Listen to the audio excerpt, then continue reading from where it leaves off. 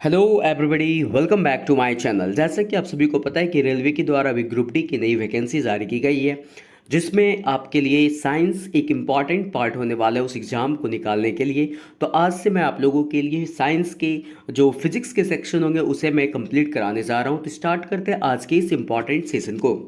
तो फर्स्ट आपको ध्यान देना है कि भौतिकी है क्या, फिजिक्स है क्या, उसे आप समझिए। तो फिजिक्स एक ब्रांच है, भौतिक जो है वह एक शाखा है जिसमें किसी द्रव्य तथा ऊर्जा, किसी भी द्रव्य, कोई द्रव्य तथा ऊर्जा और उसके परस्पर क्रियाओं का अध्ययन करते हैं। भौतिकी की ब्रांच में क्या होता है, किसी भी जो मैटर होते हैं, जो द्रव्य होते हैं, उसका और जो एनर्जी होता है, जो भी ऊर्जा होता है, उसके बीच जो भी रिएक्शन हो रहे, जो भी परस्पर क्रिया होते हैं, उसे ही क्या कहते हैं, फिजिक्स कहते हैं। इस बात को आप ध्यान रखिएगा। नेक्स्ट में आपको ध्यान रखना है, किसी राशि के मापन के निर्देश मानक को मात्रक कहते हैं। मात्रक किसे कहते हैं, इसे इस चीज को आप समझना होगा जिसे आप लोग यूनिट कहते हैं। कि किसी वस्तु को अगर आप लेते हैं, उसको मेजर करते हैं, तो आप बताते हैं कि हाँ, अगर कोई वेट वाला चीज़ है तो आप उसे किस में बताते हैं, केजी में बताते हैं कि हाँ ये 5 केजी का वेट है। कोई लिक्विड चीज़ है, आप उसे लीटर में बताते हैं, तो वो क्या कहलाता है, उसे ही हम लोग मात्रक कहते हैं।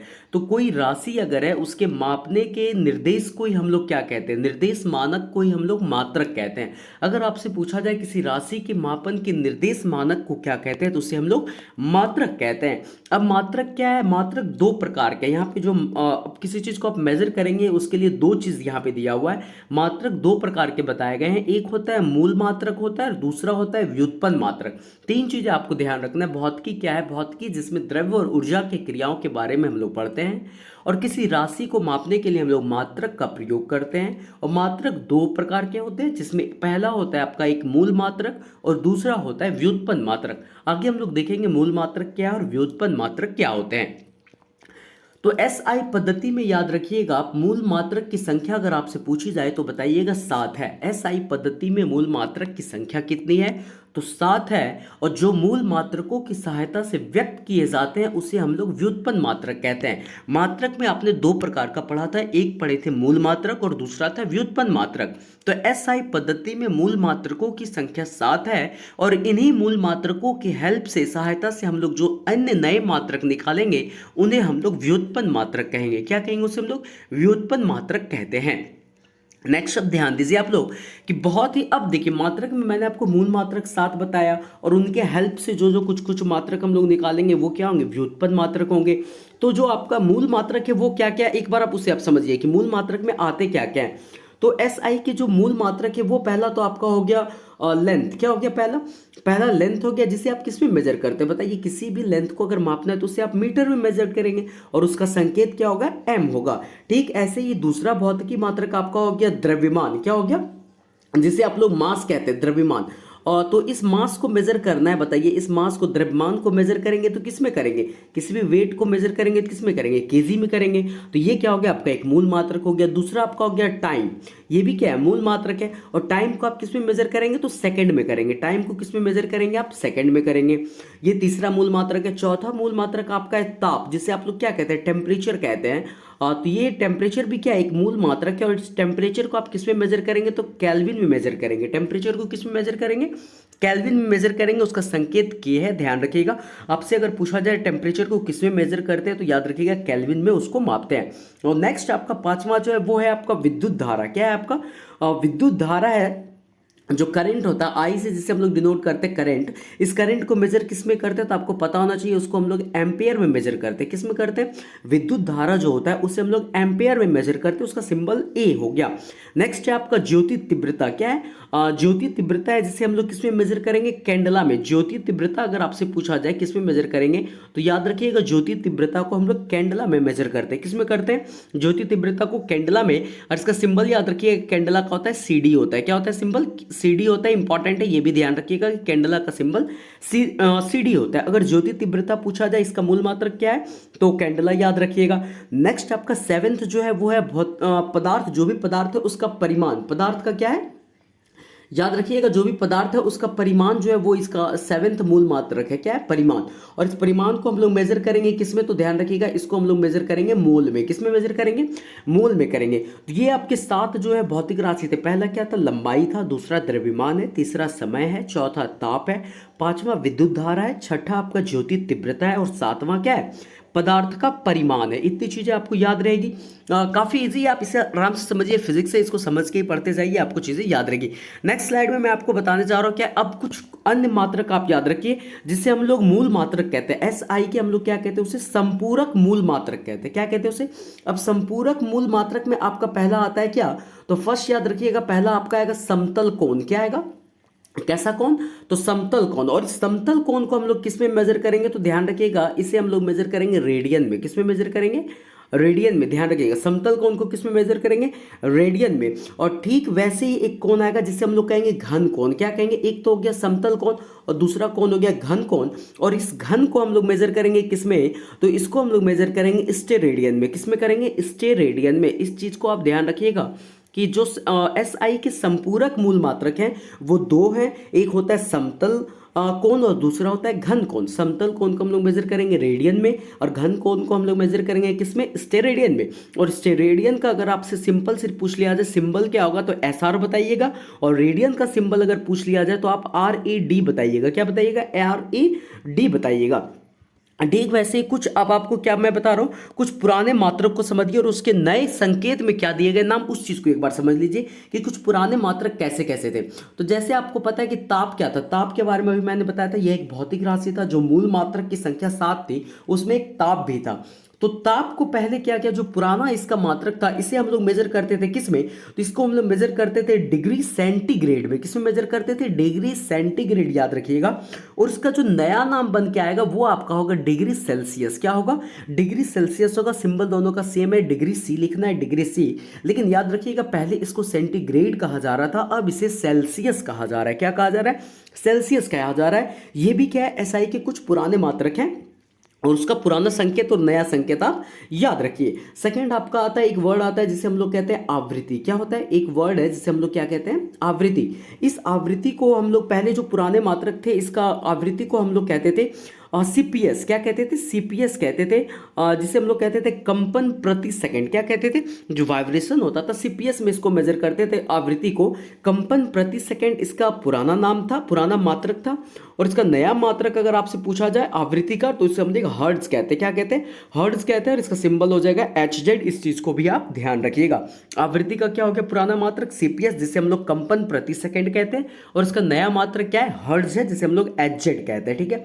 नेक्स्ट आप याद रखिए, एक वर्ड मैंने आपको बताया था कि ज्योति तीव्रता। क्या बताया था? ज्योति तीव्रता।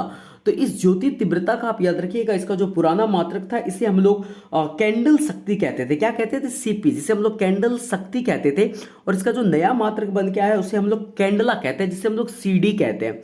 क्या कहते हैं? नया मात्रक में से कैंडला कहते हैं, याद रखिएगा, इंपॉर्टेंट है। अगर आपसे पूछा जाए ताप का जो पुराना मात्रक क्या था, तो बताइएगा डिग्री सेंटीग्रेड था और नया मात्रक इसका डिग्री सेल्सियस है।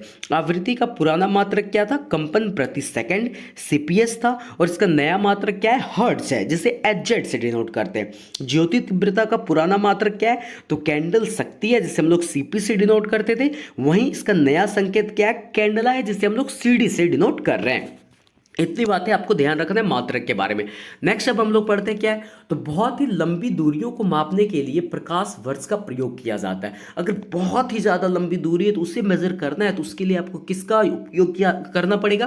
तो याद रखिएगा प्रकाश वर्ष का प्रयोग किया जाता है बहुत लंबी दूरियों को मापने के लिए। इसलिए प्रकाश वर्ष क्या हो जाएगा? दूरी का मात्रक होगा, क्योंकि इससे दूरी का मेजरमेंट कर रहे हैं। तो प्रकाश वर्ष क्या होगा? दूरी का मात्रक होगा। और दूरी मापने की अगर सबसे बड़ी इकाई पूछा जाए तो बताइएगा पारसेक है। दूरी मापने की सबसे बड़ी इकाई क्या है? पारसेक है। अगर आपसे पूछा जाए बहुत लंबी दूरियों को मापने के लिए किसका प्रयोग किया जाता है, तो प्रकाश वर्ष का प्रयोग किया जाता है। प्रकाश वर्ष जो है दूरी का मात्रक है, लेकिन दूरी मापने की सबसे बड़ी इकाई क्या है, तो इसकी सबसे बड़ी इकाई पारसेक है। काफी इंपॉर्टेंट क्वेश्चन है, एग्जाम में कई बार पूछे गए हैं फिजिक्स के और नेक्स्ट एग्जाम में भी पूछे जाएंगे। नेक्स्ट आप पढ़िए बल के बारे में। बल समझिए क्या है, तो बल का सीजीएस पद्धति में जो मात्रक है वो डायन है। बल का मात्रक क्या है? डायन है। और इसका एसआई पद्धति में, किस पद्धति में? यहां लिखा हुआ है एसआई पद्धति में। इसका एसआई पद्धति में मात्रक न्यूटन है। क्या है? एसआई पद्धति में मात्रक इसका न्यूटन है। अगर आपसे पूछा जाए बल का सीजीएस पद्धति क्या है, तो बताइएगा डायन है। और इसका एसआई पद्धति मात्रक क्या है? न्यूटन है। ठीक वैसे ही कार्य की सीजीएस पद्धति में मात्रक क्या है? तो अर्ग है। सॉरी, यहाँ पे वर्ग लिखा हुआ है, ये अ लिखा हुआ है। क्या है? ध्यान रखिएगा, कार्य का जो सीजीएस पद्धति में मात्रक होगा वो अर्घ है। क्या है? अर्घ है। और इसका एसआई पद्धति में मात्रक जूल होता है। कार्य का अगर आपसे पूछा जाए सीजीएस पद्धति में मात्रक क्या होता है तो अर्घ होता है, वहीं एसआई पद्धति में इसका मात्रक क्या होता है? जूल होता है। इतनी बातें आपको ध्यान रखना है। नेक्स्ट पॉइंट समझिए, वैसी राशि जिनमें केवल परिमाण होता है, दिशा नहीं होती है, उसे हम लोग अदिश राशि कहते हैं। अगर आपसे पूछा जाए अदिश राशि किसे कहते हैं तो बताइएगा, वैसी राशि जिसमें केवल और केवल परिमाण हो, मैग्नीट्यूड हो, और उसमें डायरेक्शन नहीं हो, दिशा नहीं हो, उसे हम लोग अदिश राशि कहते हैं। एग्जाम्पल में आपका ले लीजिए, द्रव्यमान में पूछा जाए कैसा राशि है तो बोलिएगा अदिश राशि है। चाल कैसा राशि है अगर आपसे पूछा जाए तो बताइएगा अदिश राशि है। आयतन कैसा राशि है? अदिश राशि है। कार्य कैसा राशि है? अदिश राशि है। समय, ऊर्जा, विद्युत धारा, दाब, ये सारी की सारी कैसी राशि है? अदिश राशि है। एग्जाम्पल में याद रखिएगा, द्रव्यमान, चाल, आयतन, कार्य, समय, ऊर्जा, विद्युत धारा, दाब, ये सारी की सारी कैसी राशियां हैं? अदिश राशियां हैं। और अदिश राशि में याद रखिएगा, इसमें सिर्फ और सिर्फ परिमाण होता है, डायरेक्शन नहीं होता है, इसलिए इसे क्या कहते हैं? अदिश राशि कहते हैं। क्योंकि किसी भी आप द्रव्यमान को बता रहे हैं तो क्या बता रहे हैं? केजी में बता रहे हैं, तो केजी ही इसका क्या है? परिमाण दिखा रहा है। लेकिन इसमें किसी तरह का डायरेक्शन नहीं दिखाया जा रहा है कि ये द्रव्यमान किधर है, ऊपर की ओर लग रहा है या नीचे की ओर लग रहा है, दाएं बाएं, ये डायरेक्शन नहीं शो कर रहा है, इसलिए इसमें दिशा नहीं होती है, इसलिए इसे अदिश राशि कहा जाता है। ठीक वैसे ही चाल, आयतन, कार्य, समय, ऊर्जा, विद्युत धारा, दाब, इनमें दिशा नहीं होती है, इसलिए ये क्या है? अदिश राशियां हैं। याद रखिएगा, काफी इंपॉर्टेंट है। नेक्स्ट है आपका वैसी भौतिक राशि जिसमें क्या है? परिमाण के साथ साथ दिशा भी रहती है, परिमाण भी और दिशा भी हो, और साथ में योग के निश्चित नियमों के अनुसार जोड़ी जाती हो। याद रखिएगा, फिजिक्स में एक योग जो हम लोग नॉर्मल प्लस करते 3+2=5 वैसा वाला योग नहीं, ये फिजिक्स का एक अलग रूल है एडिशन का। वो योग के निश्चित नियमों के अनुसार अगर जोड़ी जा रही है तब जाके उसे सदिश राशि कहेंगे। मतलब सदिश राशि होने के लिए तीन चीजें आपको ध्यान रखना है, परिमाण भी होना चाहिए, साथ साथ उसमें दिशा भी होनी चाहिए, और साथ ही साथ वह योग के निश्चित नियमों के अनुसार जोड़ी जाए। अगर योग के निश्चित नियमों के अनुसार जोड़ी नहीं जा रही है तब आप उसे सदिश राशि नहीं कहेंगे, लेकिन जिसमें ये तीनों चीजें पाई जाएगी उसे आप सदिश राशि कहेंगे। एग्जाम्पल में आप ले लीजिएगा, वेग, विस्थापन, बल और त्वरण। वेग, विस्थापन, बल और त्वरण, ये सारी की सारी कैसी राशियां हैं? तो ये सारी की सारी सदिश राशियां हैं, क्योंकि इसमें परिमाण है, इसमें दिशा है, और यह योग के निश्चित नियमों के अनुसार जोड़ी जाती है। नेक्स्ट चीज आप ध्यान रखिएगा, वस्तु द्वारा तय किए गए मार्ग की लंबाई को दूरी कहते हैं। कोई ऑब्जेक्ट कितनी दूरी तक गया, उसकी जो भी लंबाई है, जो भी लेंथ है, कितना दूर वो गया, उसे हम लोग क्या कहते हैं? उसे हम लोग दूरी कहते हैं। और दूरी एक अदिश राशि है, यह सदैव धनात्मक होगा। ये चीजें आपको याद रखनी है। Cut to cut, point to point मैं बता रहा हूं, जो आपके एग्जाम में पूछा जाएगा कि वस्तु द्वारा तय की गई मार्ग की लंबाई को क्या कहते हैं? दूरी कहते हैं। दूरी एक अदिश राशि है और यह हमेशा पॉजिटिव होगा, धनात्मक होगा। दूरी कभी भी नेगेटिव नहीं होगा, इस बात को ध्यान रखिएगा, हमेशा पॉजिटिव होगा। नेक्स्ट वहीं आपको याद रखना है कि एक निश्चित दिशा में दो बिंदुओं के बीच की लंबवत दूरी को विस्थापन कहते हैं। पहले तो आपने पढ़ा दूरी, मतलब अगर मान लीजिए यहां से आप चलना स्टार्ट किए और यहां पे गए, आपका मन है जैसे मन करे वैसे चलते चले जाइए, तो यह एक दूरी है। यह क्या है? यह दूरी है। मतलब एक जगह से आप दूसरी जगह पे गए, ये एक दूरी या एक ट्रेवल की, कवर की, इसे आप दूरी कहेंगे। लेकिन ठीक यहां पे कह रहा है कि एक निश्चित दिशा में दो बिंदुओं के बीच की लंबवत दूरी, मतलब उसमें किसी भी का ट्रांसवर्सन नहीं होना चाहिए, ऊपर नीचे दाएं बाएं कुछ नहीं। एक स्ट्रेट लाइन में अगर आप चलते चले जाते हैं तब जाके उसे आप विस्थापन कहेंगे। मतलब यह दूरी अगर है तो इसे आप विस्थापन कहेंगे। वहीं दूरी आप पढ़े थे कि यह हमेशा पॉजिटिव होगा, वह क्या थी? दूरी के बारे में भी अभी आप जस्ट क्या पढ़े थे, वह एक अदिश राशि थी।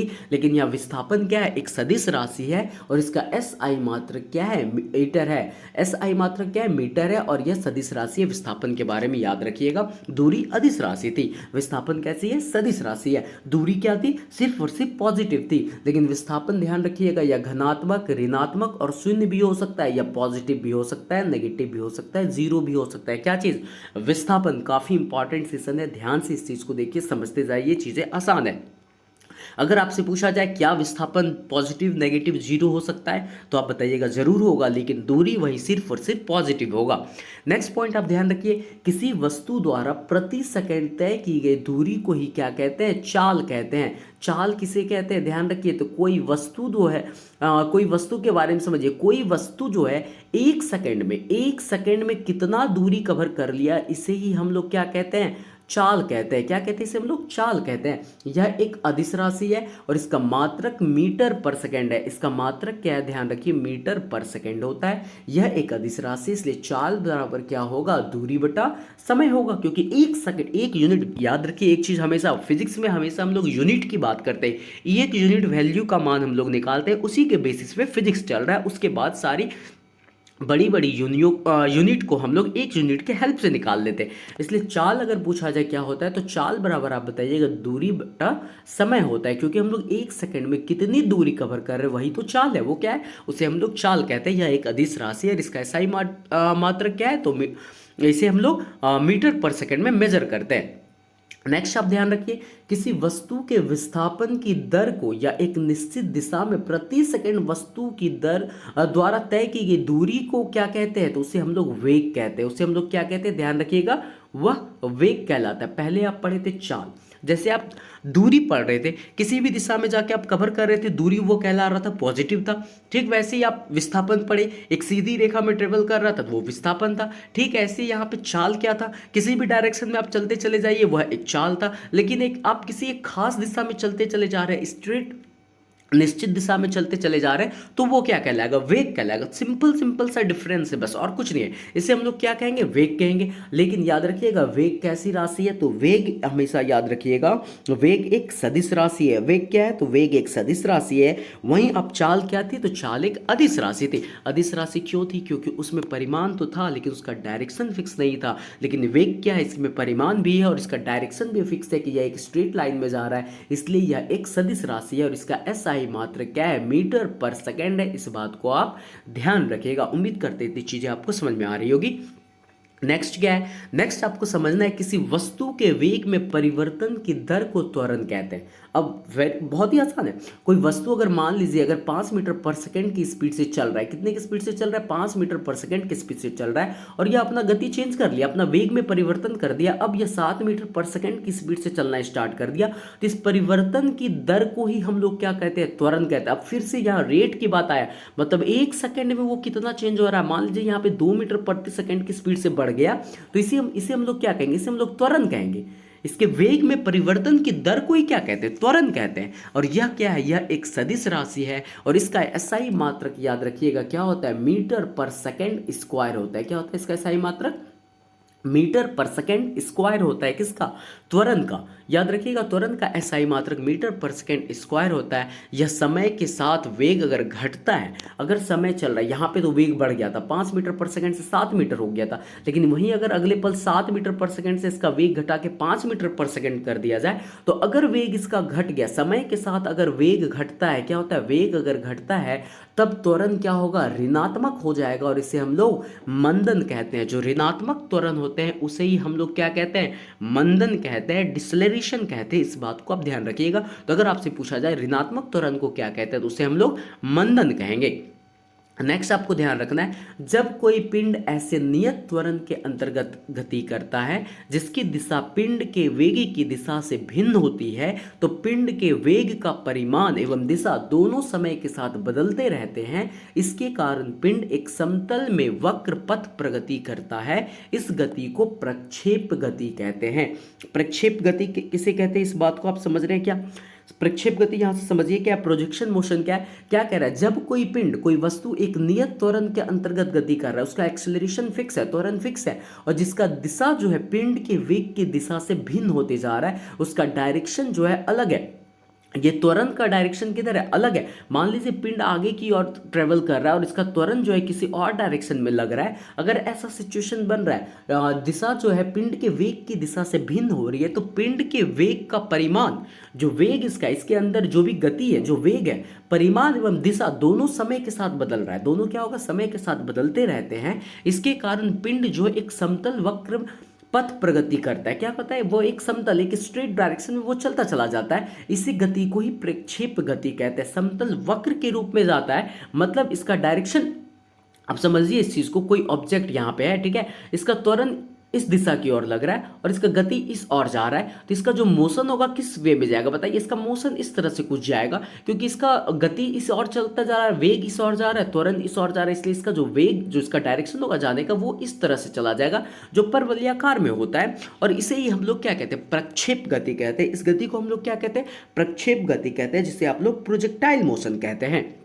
और वक्र पथ को क्या कहते हैं? और ये जो रास्ता है, इस रास्ता को हम लोग प्रक्षेप पथ कहते हैं। और यह सदैव कैसा होगा? परवलयाकार होता है। इस बात को आप ध्यान रखिएगा। जैसे धनुष से, एग्जाम्पल में याद रखिएगा, धनुष से छूटा हुआ बांध, यहाँ पे ये मिस प्रिंट हो गया, छूटा हुआ बांध है। क्या है? धनुष से जो हम लोग एरो छोड़ते हैं, मान लीजिए ये धनुष है, इसको हम लोग छोड़ते हैं तो किस वे में जाता है? बताइए। ऐसे इसका डायरेक्शन होता है, यहाँ से छूटा तो कुछ ऐसे इसका डायरेक्शन होता है, परवलयाकार डायरेक्शन होता है। तो इसकी ये क्या है? ये प्रक्षेप गति है। ध्यान रखिएगा, धनुष से छूटा हुआ बांध अगर पूछा जाए कैसा गति है, तो प्रक्षेप गति वो ट्रेवल करता है। जहाज से गिराया हुआ बम वो किस गति में ट्रेवल करेगा? तो याद रखिएगा, प्रक्षेप गति में ट्रेवल करेगा। किसी छोटा गोला को आप गिरा दीजिए, वो किस गति में ट्रेवल करेगा?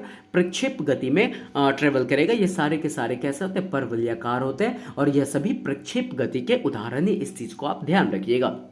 नेक्स्ट पॉइंट ध्यान रखिए, प्रक्षेप गति जो है एक द्विविमीय गति है। द्विविमीय गति समझते हैं, एक्स वाई फ्रेम आप समझते हैं या नहीं समझते? एक्स एक्सिस और वाई एक्सिस समझते हैं। इस साइड हो गया आपका एक्स एक्सिस, इस साइड क्या हो गया? वाई एक्सिस हो गया। लेकिन परवलयाकार क्या है बताइए? वो एक स्ट्रेट लाइन में नहीं जा रहा है, उसका डायरेक्शन कुछ इस प्रकार है। तो ये एक्स एक्सिस में भी ट्रेवल कर रहा है और वाई एक्सिस में भी जा रहा है ना, क्योंकि इसका आप ऊंचाई देखिए क्या है, ये ऊंचाई इसका वाई एक्सिस में चला गया, लेकिन लंबाई इसका किस एक्सिस में? एक्स एक्सिस में। इसलिए यह एक द्विविमीय गति है, अर्थात एक समतल में गति है। प्रक्षेप को अधिकतम दूरी तक फेंकने के लिए, अगर इस दूरी को आप अधिकतम चाहते हैं, मतलब काफी दूर चला जाए, मैक्सिमम, उससे ज्यादा नहीं फेंका जा सकता है, तो प्रक्षेप को अधिकतम दूरी को फेंकने के लिए उसे क्षैतिज से कितने डिग्री के कोण पर फेंकिएगा? 45 डिग्री के कोण पर फेंकिएगा। ध्यान रखिए, प्रक्षेप गति में आपको अगर मैक्सिमम दूरी तक किसी चीज को फेंकना है तो उसका एंगल ऑफ एलिवेशन जो होगा कितना होना चाहिए? तो याद रखिएगा, ये जो एंगल है वो 45 डिग्री का एंगल होना चाहिए। इस बात को हमेशा ध्यान रखिएगा। 45 डिग्री के कोण पर ऊपर की ओर प्रक्षेपित करना चाहिए। और प्रक्षेपण कोण जो है थीटा और 90 डिग्री, 90 माइनस थीटा दोनों के लिए क्षैतिज परास समान होता है। अगर आपसे पूछा जाए प्रक्षेपण कोण यहाँ पे थीटा और 90 माइनस थीटा के लिए कितना होगा, क्षैतिज परास कैसा होगा? तो ध्यान रखिएगा, समान होगा। यानी अगर आप 0 डिग्री से बढ़ते चले जाइए और 90 डिग्री से कम के रेंज में चले आइए, 90 से कम 89, 85, 86 इसके बीच में रहिए, तो उसके लिए हमेशा क्षैतिज परास क्या होगा? समान होगा। अगर आपसे पूछा जाए क्या प्रक्षेपण कोण 40 डिग्री और 49 डिग्री पे उसका क्षैतिज परास समान होगा, तो बोलिएगा हाँ समान होगा। नेक्स्ट चीज आप ध्यान रखिए, प्रक्षेप पथ के उच्चतम बिंदु पर वेग, यहाँ पे वेग लिखा हुआ है, थोड़ा सा स्प्रिंट हो गया, ध्यान रखिएगा। प्रक्षेप पथ के उच्चतम बिंदु पर वेग और त्वरण के बीच 90 डिग्री का कोण बनता है। प्रक्षेप पथ के उच्चतम बिंदु पर वेग और त्वरण, जो प्रक्षेप गति हो रहा था इसके उच्चतम बिंदु पर, इस जगह पे ध्यान रखिएगा, जो वेग और त्वरण है, वेग इस दिशा में है, त्वरण इस दिशा में है, तो यहाँ पे जाके इस पे कितना डिग्री का कोण बनेगा? तो याद रखिएगा 90 डिग्री का कोण बनेगा। वेग एवं त्वरण के बीच कितना डिग्री का कोण बनेगा? 90 डिग्री का कोण बनेगा प्रक्षेप पथ के उच्चतम बिंदु पर। और जब कोई वस्तु किसी वृत्ताकार मार्ग पर प्रगति करती है तो उसकी गति को वृत्तीय गति कहते हैं। वृत्तीय गति किसे कहते हैं? अब कोई वस्तु है जो किसी वृत्त मार्ग पर ट्रेवल कर रहा है, इस तरह से उसका डायरेक्शन, उसका ट्रेवल हो रहा है, तो उसे हम लोग क्या कहेंगे? वृत्तीय गति कहेंगे। यदि वह एक समान चाल से गति करती है तो उसकी गति को एक समान वृत्तीय गति कहेंगे। इसकी गति में परिवर्तन नहीं हो रहा, फिक्स है, ये 5 किलोमीटर प्रति सेकंड की स्पीड से चल रहा है, गोल गोल ही घूम रहा है, वृत्त में घूम रहा है, तो उसे हम लोग समान वृत्तीय गति कहेंगे। और सिंपल उसे क्या कहेंगे? वृत्तीय गति कहेंगे। इतनी चीजें आपको समझ में आ रही होगी। नेक्स्ट देखते हैं क्या, नेक्स्ट आपको समझना है कि वृत्तीय गति जो है एक त्वरित गति होती है। वृत्तीय गति क्यों, कैसी गति है? तो यह एक त्वरित गति होती है। क्यों त्वरित गति होती है? तो क्योंकि हर एक जगह पे इसका क्या हो रहा है बताइए, वेग की दिशा अलग हो जा रही है। मान लीजिए कोई वस्तु इस जगह से दौड़ना स्टार्ट किया, तो यहाँ पे गया तो इसका वेग का डायरेक्शन इस जगह था, लेकिन यहाँ पे जाने के बाद इसका वेग का डायरेक्शन इस जगह हो गया, इस जगह पे जाने के बाद इसका वेग का डायरेक्शन किधर हो गया? इस जगह हो गया। तो इसका हर एक समय क्या हो रहा है, वेग की दिशा प्रत्येक बिंदु पर बदल जाती है। इसीलिए आप लोग वृत्तीय गति को कैसी गति कहेंगे? त्वरित गति कहेंगे। अगर आपसे पूछा जाए वृत्तीय गति क्या त्वरित गति होती है, तो बोलिएगा हाँ, यह एक त्वरित गति होती है। अब एग्जाम्पल में आप किसी भी वस्तु को ले लीजिए जिसे आप गोल गोल घुमाते हैं। जैसे आप बचपन में एक रस्सी से पत्थर को बांध लेते होंगे और गोल गोल घुमाते होंगे, तो वो भी क्या है? वह एक वृत्तीय गति है। डोरी से बंधी हुई एक पत्थर को तेजी से वृत्त में घुमाया जाता है और घूमने के समय डोरी टूट जाने पर पत्थर अस्पष्टता रेखिकता उड़ जाती है। रेखिकता उड़ जाती मतलब आप ध्यान दीजिए, जब आप किसी चीज को ऐसे ऐसे घुमा रहे थे और अचानक से छोड़ दे रहे थे, तो वो सीधा किसी एक डायरेक्शन में रेखिकता चली जा रही थी, इसी और भाग जा रहा था। ऐसा नहीं कि वो घूमते घूमते ट्रेवल कर रहा था, ऐसा नहीं। मान लीजिए इस जगह पे आप उस वस्तु को छोड़े, तो वो इसके सीधे क्या हो रहा है? रेखिकता अस्पष्टता उड़ जाता है, उसी डायरेक्शन में क्या हो रहा है? सीधे की ओर भाग जा रहा था। इस चीज को आप ध्यान रखिएगा। नेक्स्ट आप समझिए, वृत्तामार्ग मार्ग पर, वृत्ताकार जो मार्ग है, वृत्ताकार मार्ग पर गतिशील कण को वृत्त के केंद्र से मिलाने वाली रेखा 1 सेकंड में जितने कोण से घूम जाती है उस कण का कोणीय वेग कहते हैं। इसे प्रायः ओमेगा से प्रकट किया जाता है। ओमेगा का साइन ऐसा होता है, डब्ल्यू के फॉर्म में, याद रखिएगा। इसे ओमेगा से प्रकट किया जाता है और ओमेगा बराबर क्या होगा? ध्यान रखिएगा, ओमेगा बराबर थीटा बाय टी होगा। और यहाँ पे याद रखिएगा, हमेशा हम लोग 1 सेकंड की बात करेंगे, टाइम में लीजिएगा। अब समझिए, कोई एक वृत्ताकार जगह है, ठीक है, वृत्ताकार मार्ग है और इस पर किसी वस्तु को हम लोग घुमा रहे हैं, कोई गतिशील कण है। इसको क्या करते हैं? ये वृत्त का आपका सेंटर है, ठीक है। वृत्त के केंद्र से मिलाने वाली रेखा 1 सेकंड में जितने कोण से घूम जाती है। मान लीजिए अभी आपका वस्तु यहां था, ठीक है, और इसको हम लोग वृत्त के केंद्र से मिला रहे हैं। ध्यान दीजिए, इसको हम लोग क्या कर रहे हैं? वृत्त के केंद्र से मिला रहे हैं, इस जगह से मिला दिए। अब यही वस्तु क्या हुआ? चलते चलते मान लीजिए इस जगह पे आ गया, अब इसको वृत्त के केंद्र से मिला दीजिए। तो क्या कर रहा है? अगर 1 सेकंड में ये दूरी कवर किया गया, 1 सेकंड में जितने कोण से घूम जाता है, ये एंगल को देखिए कितना एंगल घूम गया, जितने कोण से घूम जाता है उसे उस कण का कोणीय वेग कहते हैं। और यही इस वस्तु का क्या होगा? कोणीय वेग कहलाएगा, जिसे आप लोग ओमेगा से डिनोट करते हैं। इस ओमेगा का फॉर्मूला क्या होगा? थीटा बाई टी हो गया, क्योंकि यही थीटा तो वो ट्रेवल किया और कितने सेकंड में? तो 1 सेकंड का हम लोग बात कर रहे हैं, इसलिए ओमेगा बराबर याद रखिएगा क्या होगा? थीटा बाई टी होगा। और ओमेगा का एक फॉर्मूला आप याद रखिएगा हमेशा, 2 पाई एन होगा। क्या होगा? 2 पाई एन होगा, जहां पे पाई का वैल्यू आपको पता होगा और एन क्या होगा? यहाँ पे नंबर ऑफ रिवॉल्यूशन होगा कि कोई वस्तु कितने बार उस वृत्त में घूम गया। 1 राउंड मारा, 2 बार घुमा, 3 बार घुमा, 4 बार घुमा, वो एन बताएगा। यहाँ पे आप पुट कीजिएगा, आपसे ओमेगा का वैल्यू निकल जाएगा। न्यूमेरिकल में ये काम आएगा। अगर आपसे ओमेगा पूछा जाए तो ध्यान रखिएगा, आपको या तो थीटा दे रखा होगा या तो टाइम दे रखा होगा, नहीं तो आपको नंबर ऑफ रोटेशन दे रखा होगा, तब जाके ओमेगा आप निकालिएगा फॉर्मूला लगा के 2 पाई एन,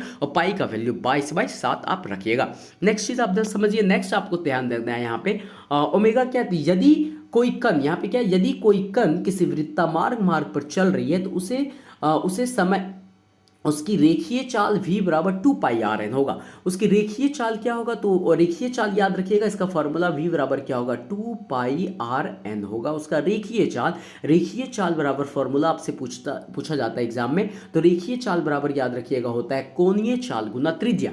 रेखीय चाल बराबर क्या होता है? कोणीय चाल गुना त्रिज्या होता है। क्या होता है? कोणीय चाल गुना त्रिज्या होता है रेखीय चाल बराबर। नेक्स्ट आप ध्यान रखिए, भौतिकी के पिता न्यूटन। भौतिकी के पिता कौन है? आपसे पूछा जाए फिजिक्स के फादर कौन है? तो न्यूटन है। इन्होंने 1687 ईस्वी में एक बुक लॉन्च किया जिसका नाम था, अपनी पुस्तक प्रिंसिपिया। बुक का नाम क्या था? प्रिंसिपिया बुक था। अपनी पुस्तक प्रिंसिपिया, यहाँ पे प्रिंसिपल लिखा हुआ एक गलत है, बुक का नाम याद रखिएगा क्या था? तो बुक का नाम था इसका प्रिंसिपिया। कौन सी बुक था? इसका बुक का नाम है प्रिंसिपिया। तो न्यूटन जो है वो 1687 ईस्वी में अपनी पुस्तक प्रिंसिपिया में सबसे पहले गति के नियम को प्रतिपादित किया। ध्यान रखिएगा, अगर आपसे पूछा जाए कि भौतिकी के पिता न्यूटन ने सबसे पहले किस बुक में अपने गति के नियम को बताया, तो याद रखिएगा प्रिंसिपिया बुक में सबसे पहले गति के नियम को बताया। किस बुक में? प्रिंसिपिया बुक में। नेक्स्ट पॉइंट आप ध्यान रखिए, यदि कोई वस्तु विराम अवस्था में है, कोई वस्तु अगर स्थिर है, हिल डुल नहीं रहा है, ऑब्जेक्ट अगर क्या है? फिक्स है, तो वह विराम अवस्था में रहेगी। यदि वह एक समान चाल से चल रही है तो सीधी रेखा में चलती रहेगी। बड़ा ही अच्छा नियम है कि कोई ऑब्जेक्ट अगर स्थिर पड़ा हुआ है तो वह स्थिर ही रहेगा, और यदि अगर कोई वस्तु अगर चल रहा है तो वह चलते ही रहेगा। आगे कंडीशन समझिए, तो वैसे ही चलते रहेगी जब तक उस पर कोई बाह्य बल लगाकर उसकी वर्तमान अवस्था में परिवर्तन ना करे। यह न्यूटन का प्रथम गति नियम है। न्यूटन ने 3 लॉ दिया, first law, second law, third law. उसमें से पहला लॉ क्या कहता है कि यदि कोई वस्तु अगर विराम अवस्था में है तो वह विराम अवस्था में ही रहेगी, और यदि कोई वस्तु अगर गति की अवस्था में है तो वह गति ही अवस्था में रहेगी। कब तक? तो जब तक उस पर कोई बाह्य बल कार्य नहीं करता है तो उसकी अवस्था में परिवर्तन नहीं होगा। यह न्यूटन का प्रथम नियम है, ध्यान रखिएगा, काफी इजी है। क्या है न्यूटन का पहला नियम? कि कोई वस्तु अगर विराम में है तो विराम में रहेगा, कोई वस्तु अगर गति में है तो गति में ही रहेगा जब तक उस पर कोई बाह्य बल ना लगे। नेक्स्ट पॉइंट आप ध्यान रखिए कि प्रथम नियम को ही हम लोग गैलीलियो का नियम कहते हैं, और इसे ही हम लोग जड़त्व का ही नियम कहते हैं। काफ़ी इंपॉर्टेंट क्वेश्चन है, ध्यान रखिएगा, एग्जाम में अगर पूछा जाए कि गैलीलियो का नियम न्यूटन के किस नियम को कहते हैं, तो प्रथम नियम को कहते हैं, और जड़त्व का नियम भी प्रथम नियम को ही कहते हैं। अब एक चीज ध्यान रखिए कि बाह्य बल के अभाव में कोई वस्तु अपनी विराम अवस्था या समान गति की अवस्था को बनाए रखने की प्रवृत्ति को ही जड़त्व कहते हैं। न्यूटन का पहला नियम ही यही कह रहा था कि कोई वस्तु अगर रनिंग अवस्था में है तो वह दौड़ते रहेगी, विराम में है तो विराम में ही रहेगी, और इसी स्थिति को उन्होंने जड़त्व बताया कि कोई वस्तु अगर गति की अवस्था में है और उस अवस्था को बनाए हुए है, विराम अवस्था में है और उसी अवस्था को बनाए हुए रखा हुआ है, तो यह अवस्था किसकी वजह से है? तो ध्यान रखिएगा, यह अवस्था जड़त्व की वजह से है। किसकी वजह से है? जड़त्व की वजह से है। और प्रथम के नियम से याद रखिएगा बल की परिभाषा मिलती है। क्यों मिलती है? क्योंकि वस्तु यहाँ पे स्थिर है, या तो कोई वस्तु चल ही रही है जब तक उस पर आप कोई बल नहीं लगा रहे, इसलिए इसी नियम से बल की परिभाषा ही मिलती है, पहले नियम से, क्योंकि सारा खेल तो बल का है। अब ये जड़त्व की अवस्था कब बदलेगा? तो जब तक उस पर कोई बाह्य बल नहीं लगेगा तब तक उसकी अवस्था बदलेगा क्या? नहीं बदलेगा। इसलिए इसी नियम से बल की परिभाषा निकल के आती है, प्रथम नियम से। नेक्स्ट पॉइंट ध्यान रखिए कि बल क्या है? तो बल वह कारक है जो किसी वस्तु की प्रारंभिक अवस्था में परिवर्तन करता है या परिवर्तन करने की चेष्टा करता है। बल तो यही है ना, पहला नियम से ही आप पढ़ते आ रहे। बल क्या है? तो कोई वस्तु अगर स्थिर है तो स्थिर रहेगा, चल रहा है तो चलते आ रहा है, क्योंकि अगर उस पर कोई बाह्य बल नहीं लग रहा है तो बल लगने के बाद क्या होगा? उस वस्तु की अवस्था में परिवर्तन आएगा। तो इसे ही बल कहते हैं कि प्रारंभिक अवस्था में परिवर्तन कर देना ही बल कहलाता है, और यह परिवर्तन करने की चेष्टा करता है बल। बल क्या है? एक सदिश राशि, ध्यान रखिएगा। इसमें क्या है? इसमें एक परिमाण है और इसमें एक डायरेक्शन है, इसलिए यह एक सदिश राशि है। और बल का मात्रक याद रखिएगा न्यूटन है, काफी इंपॉर्टेंट है, ध्यान रखिएगा। नेक्स्ट समझिए कि ठहरी हुई मोटर या रेलगाड़ी के अचानक चल पड़ने पर उसमें बैठे यात्री पीछे की ओर झुक जाते हैं। अगर कोई गाड़ी रुकी हुई है या अचानक कोई रेलगाड़ी चल दी तो उसमें जो बैठा हुआ व्यक्ति वो अचानक से क्या होता है? झटका लगने के बाद पीछे की ओर झुक जाता है, या तो अचानक से आगे की ओर झुक जाता है। जैसे चलती हुई मोटर कार के अचानक रुकने पर इसमें बैठे यात्री क्या होता है? आगे की ओर झुक जाता है। इस चीज को आप तो प्रैक्टिकल देखे होंगे। तो ये सारी चीज जो है, या तो कंबल को हाथ से पकड़कर डंडे से आप पीटेंगे, उसके धूल के कण क्या होंगे? झड़कर नीचे गिर जाते हैं। ये सारे के सारे याद रखिएगा जड़त्व के उदाहरण है। किसके उदाहरण है? जड़त्व के उदाहरण है, क्योंकि वस्तु जो अपने विराम अवस्था बनाए रखने की चेष्टा में थी, लेकिन किसी बाह्य बल के कारण उसमें परिवर्तन हो जा रहा है। लेकिन वहां पे ध्यान रखें, अगर आपसे पूछा जा रहा है कंबल को हाथ से पकड़कर पीटने के बाद जो धूल के कण गिर जा रहे हैं, किसके उदाहरण है? तो जड़त्व के उदाहरण है। ठहरी हुई या चलती हुई गाड़ी में व्यक्ति आगे पीछे की ओर हो जा रहा है झटका लगने की वजह से, किसके कारण? तो जड़त्व के उदाहरण है, ध्यान रखिएगा। अगर आपसे पूछा जाए किसका उदाहरण है, तो जड़त्व के उदाहरण है। नेक्स्ट पॉइंट ध्यान रखिए, किसी वस्तु के द्रव्यमान तथा वेग के गुणनफल को उस वस्तु का संवेग कहते हैं। संवेग क्या होगा? तो वेग गुना द्रव्यमान। संवेग क्या है? कोई वस्तु लीजिए, उसका जो द्रव्यमान है उसको पकड़ लीजिए और उसके वेग को पकड़ लीजिए, दोनों को मल्टीप्लाई कर दीजिए, तब निकल जाएगा आपका संवेग। और संवेग क्या है? एक अदिश राशि है और इसका SI मात्रक किलोग्राम मीटर पर सेकेंड है। क्या है? किलोग्राम मीटर पर सेकंड। अब SI मात्रक इसका किलोग्राम मीटर पर सेकंड कैसे हुआ? तो द्रव्यमान को आप किस में मेजर करते हैं? बताइए, केजी में मेजर करते हैं, और वेग को किस में मेजर करते हैं? तो मीटर पर सेकंड में मेजर करते हैं, तब जाके इसका क्या निकलता है? SI मात्रक निकल जाता है, केजी मीटर पर सेकंड। सबका आप यूनिट याद रखिएगा, तो SI मात्रक निकालना काफी आसान है।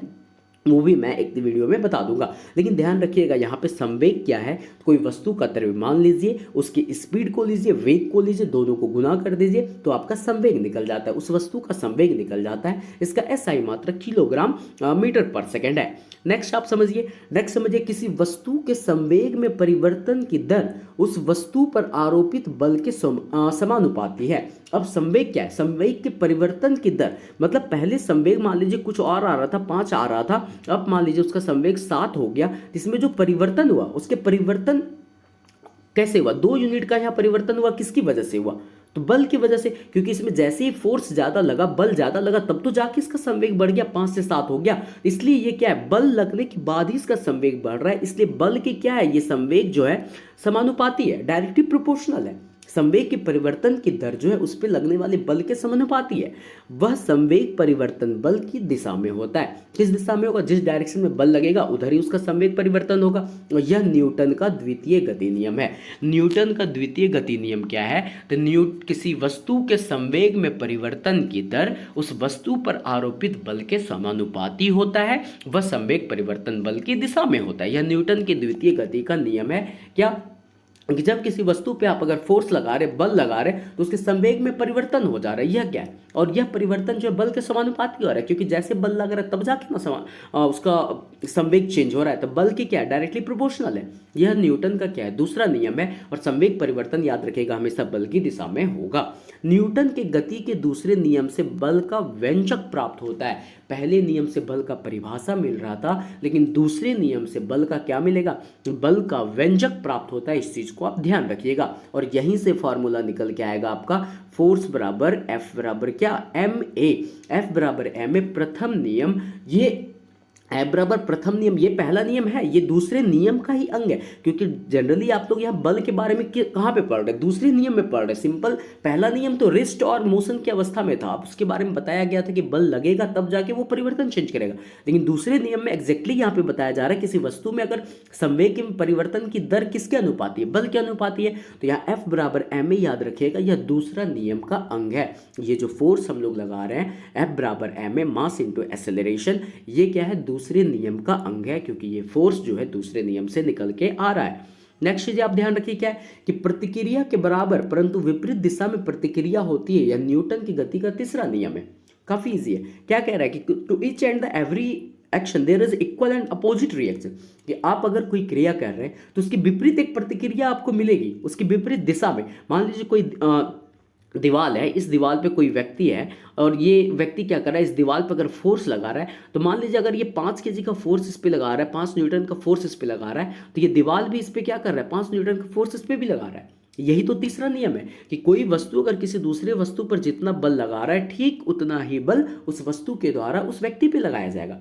ये प्रतिक्रिया के बराबर परंतु विपरीत दिशा में, क्योंकि इसका डायरेक्शन इस और है और इसका डायरेक्शन किस और है, इस और है, विपरीत दिशा में प्रतिक्रिया होगी। यह न्यूटन का तृतीय गति नियम है। एग्जाम्पल में याद रखिएगा, बंदूक से गोली चलाने पर चलाने वाले को पीछे की ओर धक्का लगाना। जब आप गोली चलाते हैं तो उसका जो हाथ है पीछे की ओर वापस जाता है, धक्का लगता है। नाव के किनारे पर कूदने पर नाव पीछे की ओर हट जाए, नाव पे आप चलते रहिए, अचानक से कूद जाइए तो नाव थोड़ा पीछे की ओर हट जाएगा। रॉकेट को उड़ाने में इन सारी चीज़ों में याद रखिए, काफ़ी इंपॉर्टेंट है ये, न्यूटन का तृतीय नियम इसमें लागू होगा। किसमें, बंदूक से गोली चलाने में, नाव को किनारे पर कूद जाने पर नाव का पीछे हट जाने में, रॉकेट को उड़ाने में, ये तीसरा नियम लगता है न्यूटन का। नेक्स्ट ध्यान रखिए, यदि कणों के किसी समूह या निकाय पर कोई बाह्य बल नहीं लग रहा है तो उस निकाय का कुल संवेग नियत रहता है। मान लीजिए कोई पार्टिकल्स है, कणों का बहुत सारा ये समूह है, ठीक है, इस पे आप किसी भी तरह का बाह्य बल नहीं दीजिए तो इसका संवेग क्या बदलेगा, नहीं बदलेगा। यही तो बता रहा है, इसका संवेग क्या है, फिक्स है, कांस्टेंट रहेगा, संवेग नियत रहता है।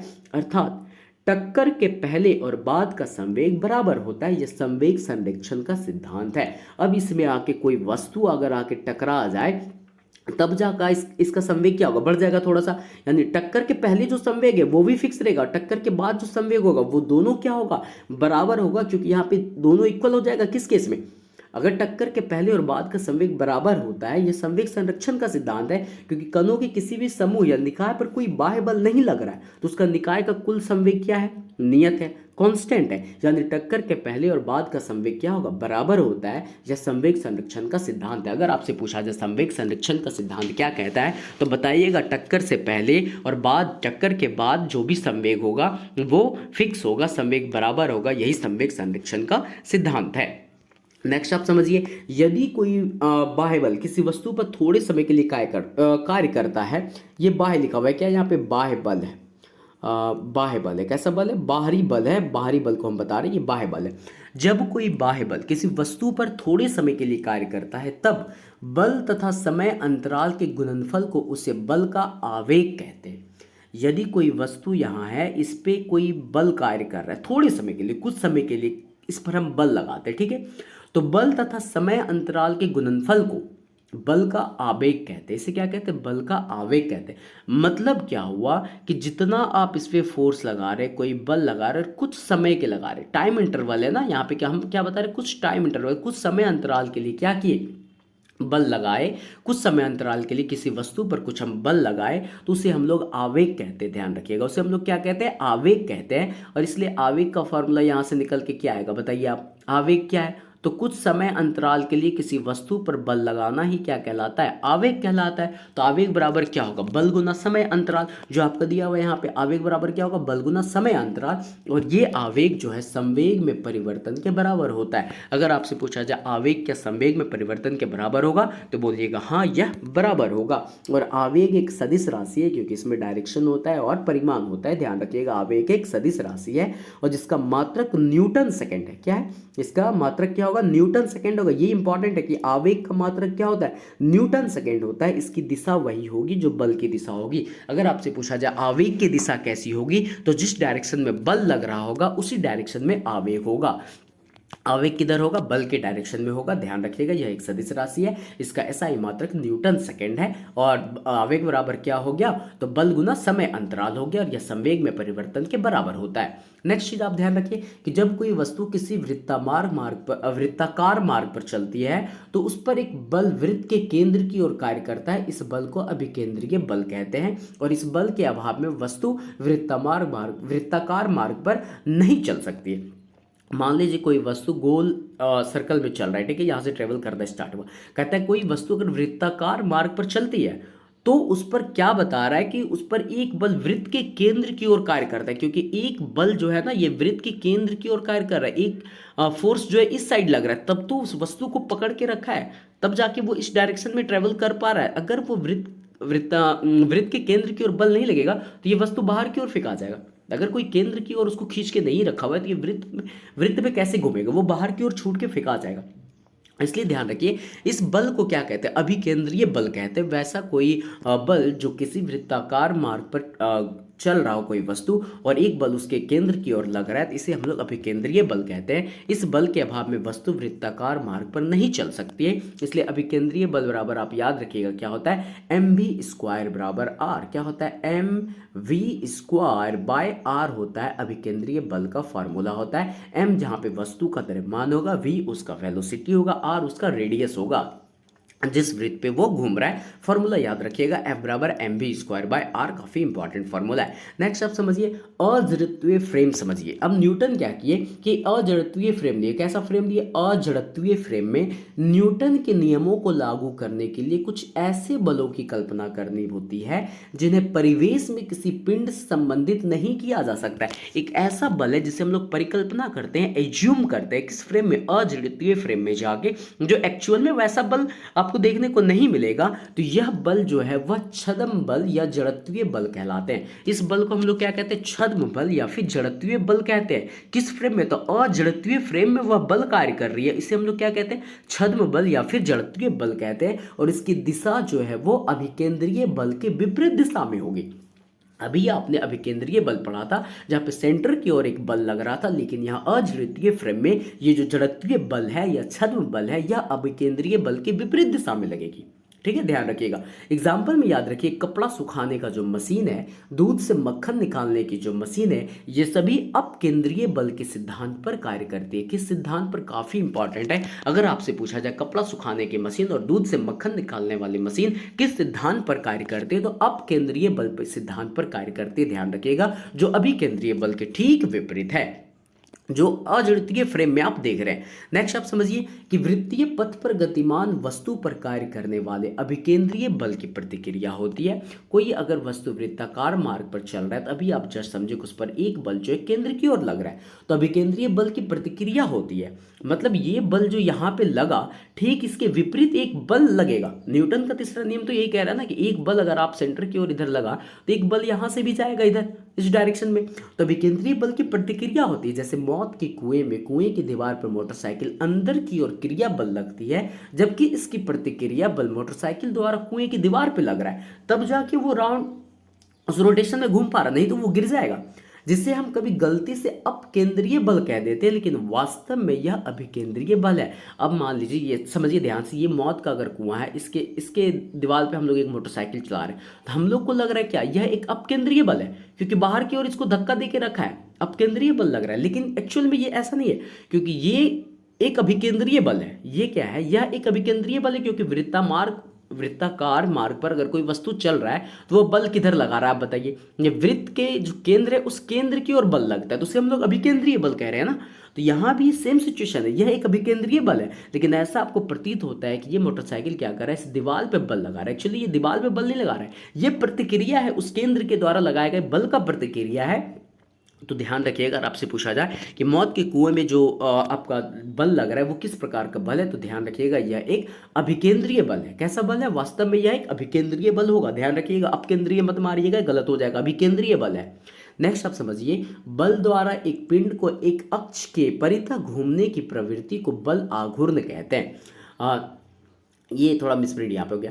बल द्वारा एक पिंड के एक अक्ष के परितः घूमने की प्रवृत्ति को क्या कहते हैं? बल आघूर्ण कहते हैं। मान लीजिए एक पिंड है यहाँ पे, ठीक है, और एक बल लग रहा है, और इस बल के वजह से क्या हो रहा है, कोई ऑब्जेक्ट इसी अक्ष के परितः चारों ओर घूम रहा है, ठीक है, तो इसे हम लोग बल आघूर्ण कहते हैं। इसे हम लोग क्या कहते हैं? बल आघूर्ण कहते हैं। तो बल आघूर्ण का फॉर्मूला क्या हो गया? बल गुना आघूर्ण। बल आघूर्ण बराबर होता है बल गुना आघूर्ण। यह एक सदिश राशि है, और इसका मात्रक याद रखिएगा, इंपॉर्टेंट है, न्यूटन मीटर होता है। न्यूटन कहाँ से आया? तो बल का यूनिट हो गया न्यूटन, और आघूर्ण यहाँ पे कितना दूरी ये ट्रेवल कर रहा है वो मीटर में बताएंगे, तो न्यूटन मीटर हो गया। बल आघूर्ण का फॉर्मूला क्या हो गया? न्यूटन मीटर हो गया। यह एक सदिश राशि, क्योंकि इसमें डायरेक्शन है। बल द्वारा एक पिंड के अक्ष के घूमने की प्रवृत्ति को हम लोग बल आघूर्ण कहते हैं। बल आघूर्ण कहते हैं, जिसका मात्रक क्या हो गया? न्यूटन मीटर हो गया। नेक्स्ट आपको समझिए कि सरल मशीन। सरल मशीन क्या है उसके बारे में समझिए। तो सरल मशीन एक ऐसी युक्ति है जिसमें किसी सुविधाजनक बिंदु पर बल लगाकर, क्या लगाकर? सुविधाजनक बिंदु पर बल लगाकर किसी अन्य बिंदु पर रखे हुए भार को, किसी अन्य बिंदु पर रखे हुए क्या भार को उठाया जाता है। यह बल आघूर्ण के सिद्धांत पर कार्य करती है। जैसे उत्तोलक, जैसे में आप क्या क्या ले सकते हैं, इस चीज को समझिए। जैसे में क्या क्या आप ले सकते हैं? उत्तोलक ले सकते हैं, यह बल आघूर्ण के सिद्धांत पर कार्य करते हैं। ये गिनी नहीं है, यहाँ ध्यान रखिए। घिरनी एक याद रखिएगा, घिरनी। उत्तोलक, उत्तोलक याद रखिएगा, यहाँ थोड़ा मिसप्रिंट हो गया। उत्तोलक याद रखना है आपको, घिरनी याद रखना है, आनत तल याद रखना है, स्क्रू जैक याद रखना है। क्या क्या याद रखना है? आनत तल, स्क्रू जैक, घिरनी, उत्तोलक, क्या याद रखना है? उत्तोलक, घिरनी, आनत तल, स्क्रू जैक। ये सारे के सारे जो हैं किस किस पे काम करेंगे आप बताइए? ये सारे के सारे बल आघूर्ण के सिद्धांत पर कार्य करेंगे। किस पे? तो ये सारे मशीन जो है बल आघूर्ण के सिद्धांत पर कार्य करते हैं। सरल मशीन क्या है उसे आप एक बार फिर से समझिए। सरल मशीन जो है एक ऐसी युक्ति है जिसमें किसी सुविधाजनक बिंदु पर बल लगाते हैं हम लोग, और किसी दूसरे बिंदु पर रखे हुए भार को उठाया जाता है। यही क्या है? सरल मशीन है। और यह मशीन जो है बल आघूर्ण के सिद्धांत पर कार्य करता है। किस पे कार्य करेगा? तो सरल मशीन जो है बल आघूर्ण के सिद्धांत पर कार्य करता है। इस बात को आप ध्यान रखिएगा। आपसे अगर पूछा जाए सरल मशीन किस सिद्धांत पर कार्य करता है, तो बल आघूर्ण के सिद्धांत पर कार्य करता है। एग्जाम्पल में बल आघूर्ण के सिद्धांत पर कौन कौन है एग्जाम्पल में? तो याद रखिएगा, उत्तोलक हो गया आपका, घिरनी ले लीजिए, आनत तल ले लीजिए, स्क्रू जैक, ये सारी चीजों को आप लिख लीजिए। उत्तोलक, घिरनी, आनत तल, जैक, स्क्रू, ये सारे के सारे किस पे काम करते हैं? ये सारे के सारे बल आघूर्ण के सिद्धांत पे कार्य करते हैं।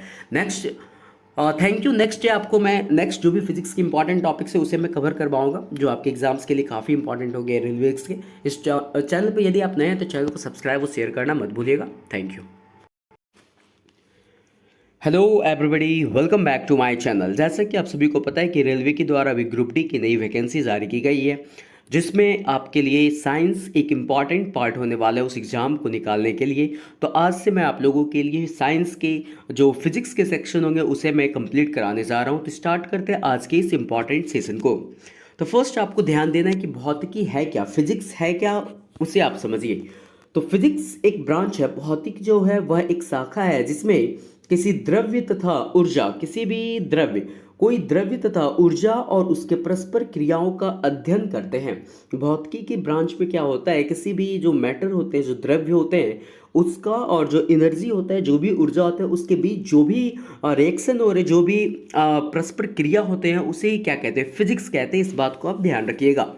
नेक्स्ट में आपको ध्यान रखना है, किसी राशि के मापन के निर्देश मानक को मात्रक कहते हैं। मात्रक किसे कहते हैं, इसे इस चीज को आप समझना होगा जिसे आप लोग यूनिट कहते हैं, कि किसी वस्तु को अगर आप लेते हैं, उसको मेजर करते हैं, तो आप बताते हैं कि हाँ, अगर कोई वेट वाला चीज़ है तो आप उसे किस में बताते हैं, केजी में बताते हैं कि हाँ ये 5 केजी का वेट है। कोई लिक्विड चीज़ है आप उसे लीटर में बताते हैं, तो वो क्या कहलाता है, उसे ही हम लोग मात्रक कहते हैं। तो कोई राशि अगर है, उसके मापने के निर्देश को ही हम लोग क्या कहते हैं, निर्देश मानक को ही हम लोग मात्रक कहते हैं। अगर आपसे पूछा जाए किसी राशि के मापन के निर्देश मानक को क्या कहते हैं, तो उसे हम लोग मात्रक कहते हैं। अब मात्रक क्या है, मात्रक दो प्रकार के, यहाँ पे जो किसी चीज़ को आप मेजर करेंगे उसके लिए दो चीज़ यहाँ पे दिया हुआ है। मात्रक दो प्रकार के बताए गए हैं, एक होता है मूल मात्रक होता है और दूसरा होता है व्युत्पन्न मात्रक। तीन चीजें आपको ध्यान रखना है। भौतिकी क्या है, भौतिकी जिसमें द्रव्य और ऊर्जा की क्रियाओं के बारे में हम लोग पढ़ते हैं, और किसी राशि को मापने के लिए हम लोग मात्रक का प्रयोग करते हैं। और मात्रक दो प्रकार के होते हैं, जिसमें पहला होता है आपका एक मूल मात्रक और दूसरा होता है व्युत्पन्न मात्रक। आगे हम लोग देखेंगे मूल मात्रक क्या है और व्युत्पन्न मात्रक क्या होते हैं। तो एसआई पद्धति में याद रखिएगा, मूल मात्रक की संख्या अगर आपसे पूछी जाए तो बताइएगा 7 है। एसआई पद्धति में मूल मात्रक की संख्या कितनी है, तो 7 है। और जो मूल मात्रकों की सहायता से व्यक्त किए जाते हैं उसे हम लोग व्युत्पन्न मात्रक कहते हैं। मात्रक में आपने दो प्रकार का पढ़ा था, एक पढ़े थे मूल मात्रक और दूसरा था व्युत्पन्न मात्रक। तो एसआई पद्धति में मूल मात्रकों की संख्या 7 है, और इन्हीं मूल मात्रकों की हेल्प से, सहायता से हम लोग जो अन्य नए मात्रक निकालेंगे उन्हें हम लोग व्युत्पन्न मात्रक कहेंगे। क्या कहेंगे, उसे हम लोग व्युत्पन्न मात्रक कहते हैं। नेक्स्ट अब ध्यान दीजिए आप लोग कि बहुत ही, अब देखिए मात्रक में मैंने आपको मूल मात्रक 7 बताया, और उनके हेल्प से जो जो कुछ कुछ मात्रक हम लोग निकालेंगे वो क्या होंगे, व्युत्पन्न मात्रक होंगे। तो जो आपका मूल मात्रक है वो क्या क्या, एक बार आप उसे आप समझिए कि मूल मात्रक में आते क्या क्या है। तो एस आई के जो मूल मात्रक है वो पहला तो आपका हो गया लेंथ। क्या हो गया, पहला पहला लेंथ हो गया, जिसे आप किस में मेजर करते हैं, बताइए। किसी भी लेंथ को अगर मापना है तो उसे आप मीटर में मेजर करेंगे, और उसका संकेत क्या होगा, एम होगा। ठीक ऐसे ही दूसरा भौतिकी मात्रक आपका हो गया द्रव्यमान। क्या हो गया, जिसे आप लोग मास कहते हैं, द्रव्यमान। और तो इस मास को मेजर करना है, बताइए इस मास को, द्रव्यमान को मेजर करेंगे तो किस में करेंगे, किसी भी वेट को मेजर करेंगे तो किस में करेंगे, केजी में करेंगे। तो ये क्या हो गया, आपका एक मूल मात्रक हो गया। दूसरा आपका हो गया टाइम, ये भी क्या है, मूल मात्रक है। और टाइम को आप किस में मेजर करेंगे, तो सेकंड में करेंगे। टाइम को किस में मेजर करेंगे, आप सेकंड में करेंगे। ये तीसरा मूल मात्रक है। चौथा मूल मात्रक आपका है ताप, जिसे आप लोग क्या कहते हैं, टेम्परेचर कहते हैं। तो ये टेम्परेचर भी क्या है, एक मूल मात्रक है। और इस टेम्परेचर को आप किस में मेजर करेंगे, तो केल्विन में मेजर करेंगे। टेम्परेचर को किस में मेजर करेंगे, केल्विन में मेजर करेंगे। उसका संकेत के है, ध्यान रखिएगा। आपसे अगर पूछा जाए टेम्परेचर को किस में मेजर करते हैं, तो याद रखिएगा केल्विन में उसको मापते हैं। और नेक्स्ट आपका पांचवा जो है वो है आपका विद्युत धारा। क्या है आपका, विद्युत धारा है, जो करंट होता है आई से, जिसे हम लोग डिनोट करते हैं करंट। इस करंट को मेजर किस में करते हैं, तो आपको पता होना चाहिए, उसको हम लोग एम्पेयर में मेजर करते हैं। किस में करते हैं, विद्युत धारा जो होता है उसे हम लोग एम्पेयर में मेजर करते हैं। उसका सिंबल ए हो गया। नेक्स्ट है आपका ज्योति तीव्रता। क्या है, ज्योति तीव्रता है, जिसे हम लोग किस में मेजर करेंगे, कैंडला में। ज्योति तीव्रता अगर आपसे पूछा जाए किस में मेजर करेंगे, तो याद रखिएगा ज्योति तीव्रता को हम लोग कैंडला में मेजर करते हैं। किस में करते हैं, ज्योति तीव्रता को कैंडला में। और इसका सिंबल याद रखिएगा, कैंडला का होता है सीडी होता है। क्या होता है, सिंबल सीडी होता है। इंपॉर्टेंट है, ये भी ध्यान रखिएगा कि कैंडला का सिंबल सीडी होता है। अगर ज्योति तीव्रता पूछा जाए इसका मूल मात्रक क्या है, तो कैंडला याद रखिएगा। नेक्स्ट आपका सेवेंथ जो है वो है पदार्थ। जो भी पदार्थ है उसका परिमाण, पदार्थ का क्या है, याद रखिएगा जो भी पदार्थ है उसका परिमाण जो है वो इसका 7th मूल मात्रक है। क्या है? परिमाण। और इस परिमाण को हम लोग मेजर करेंगे किसमें? तो ध्यान रखिएगा इसको हम लोग मेजर करेंगे मोल में। किसमें मेजर करेंगे?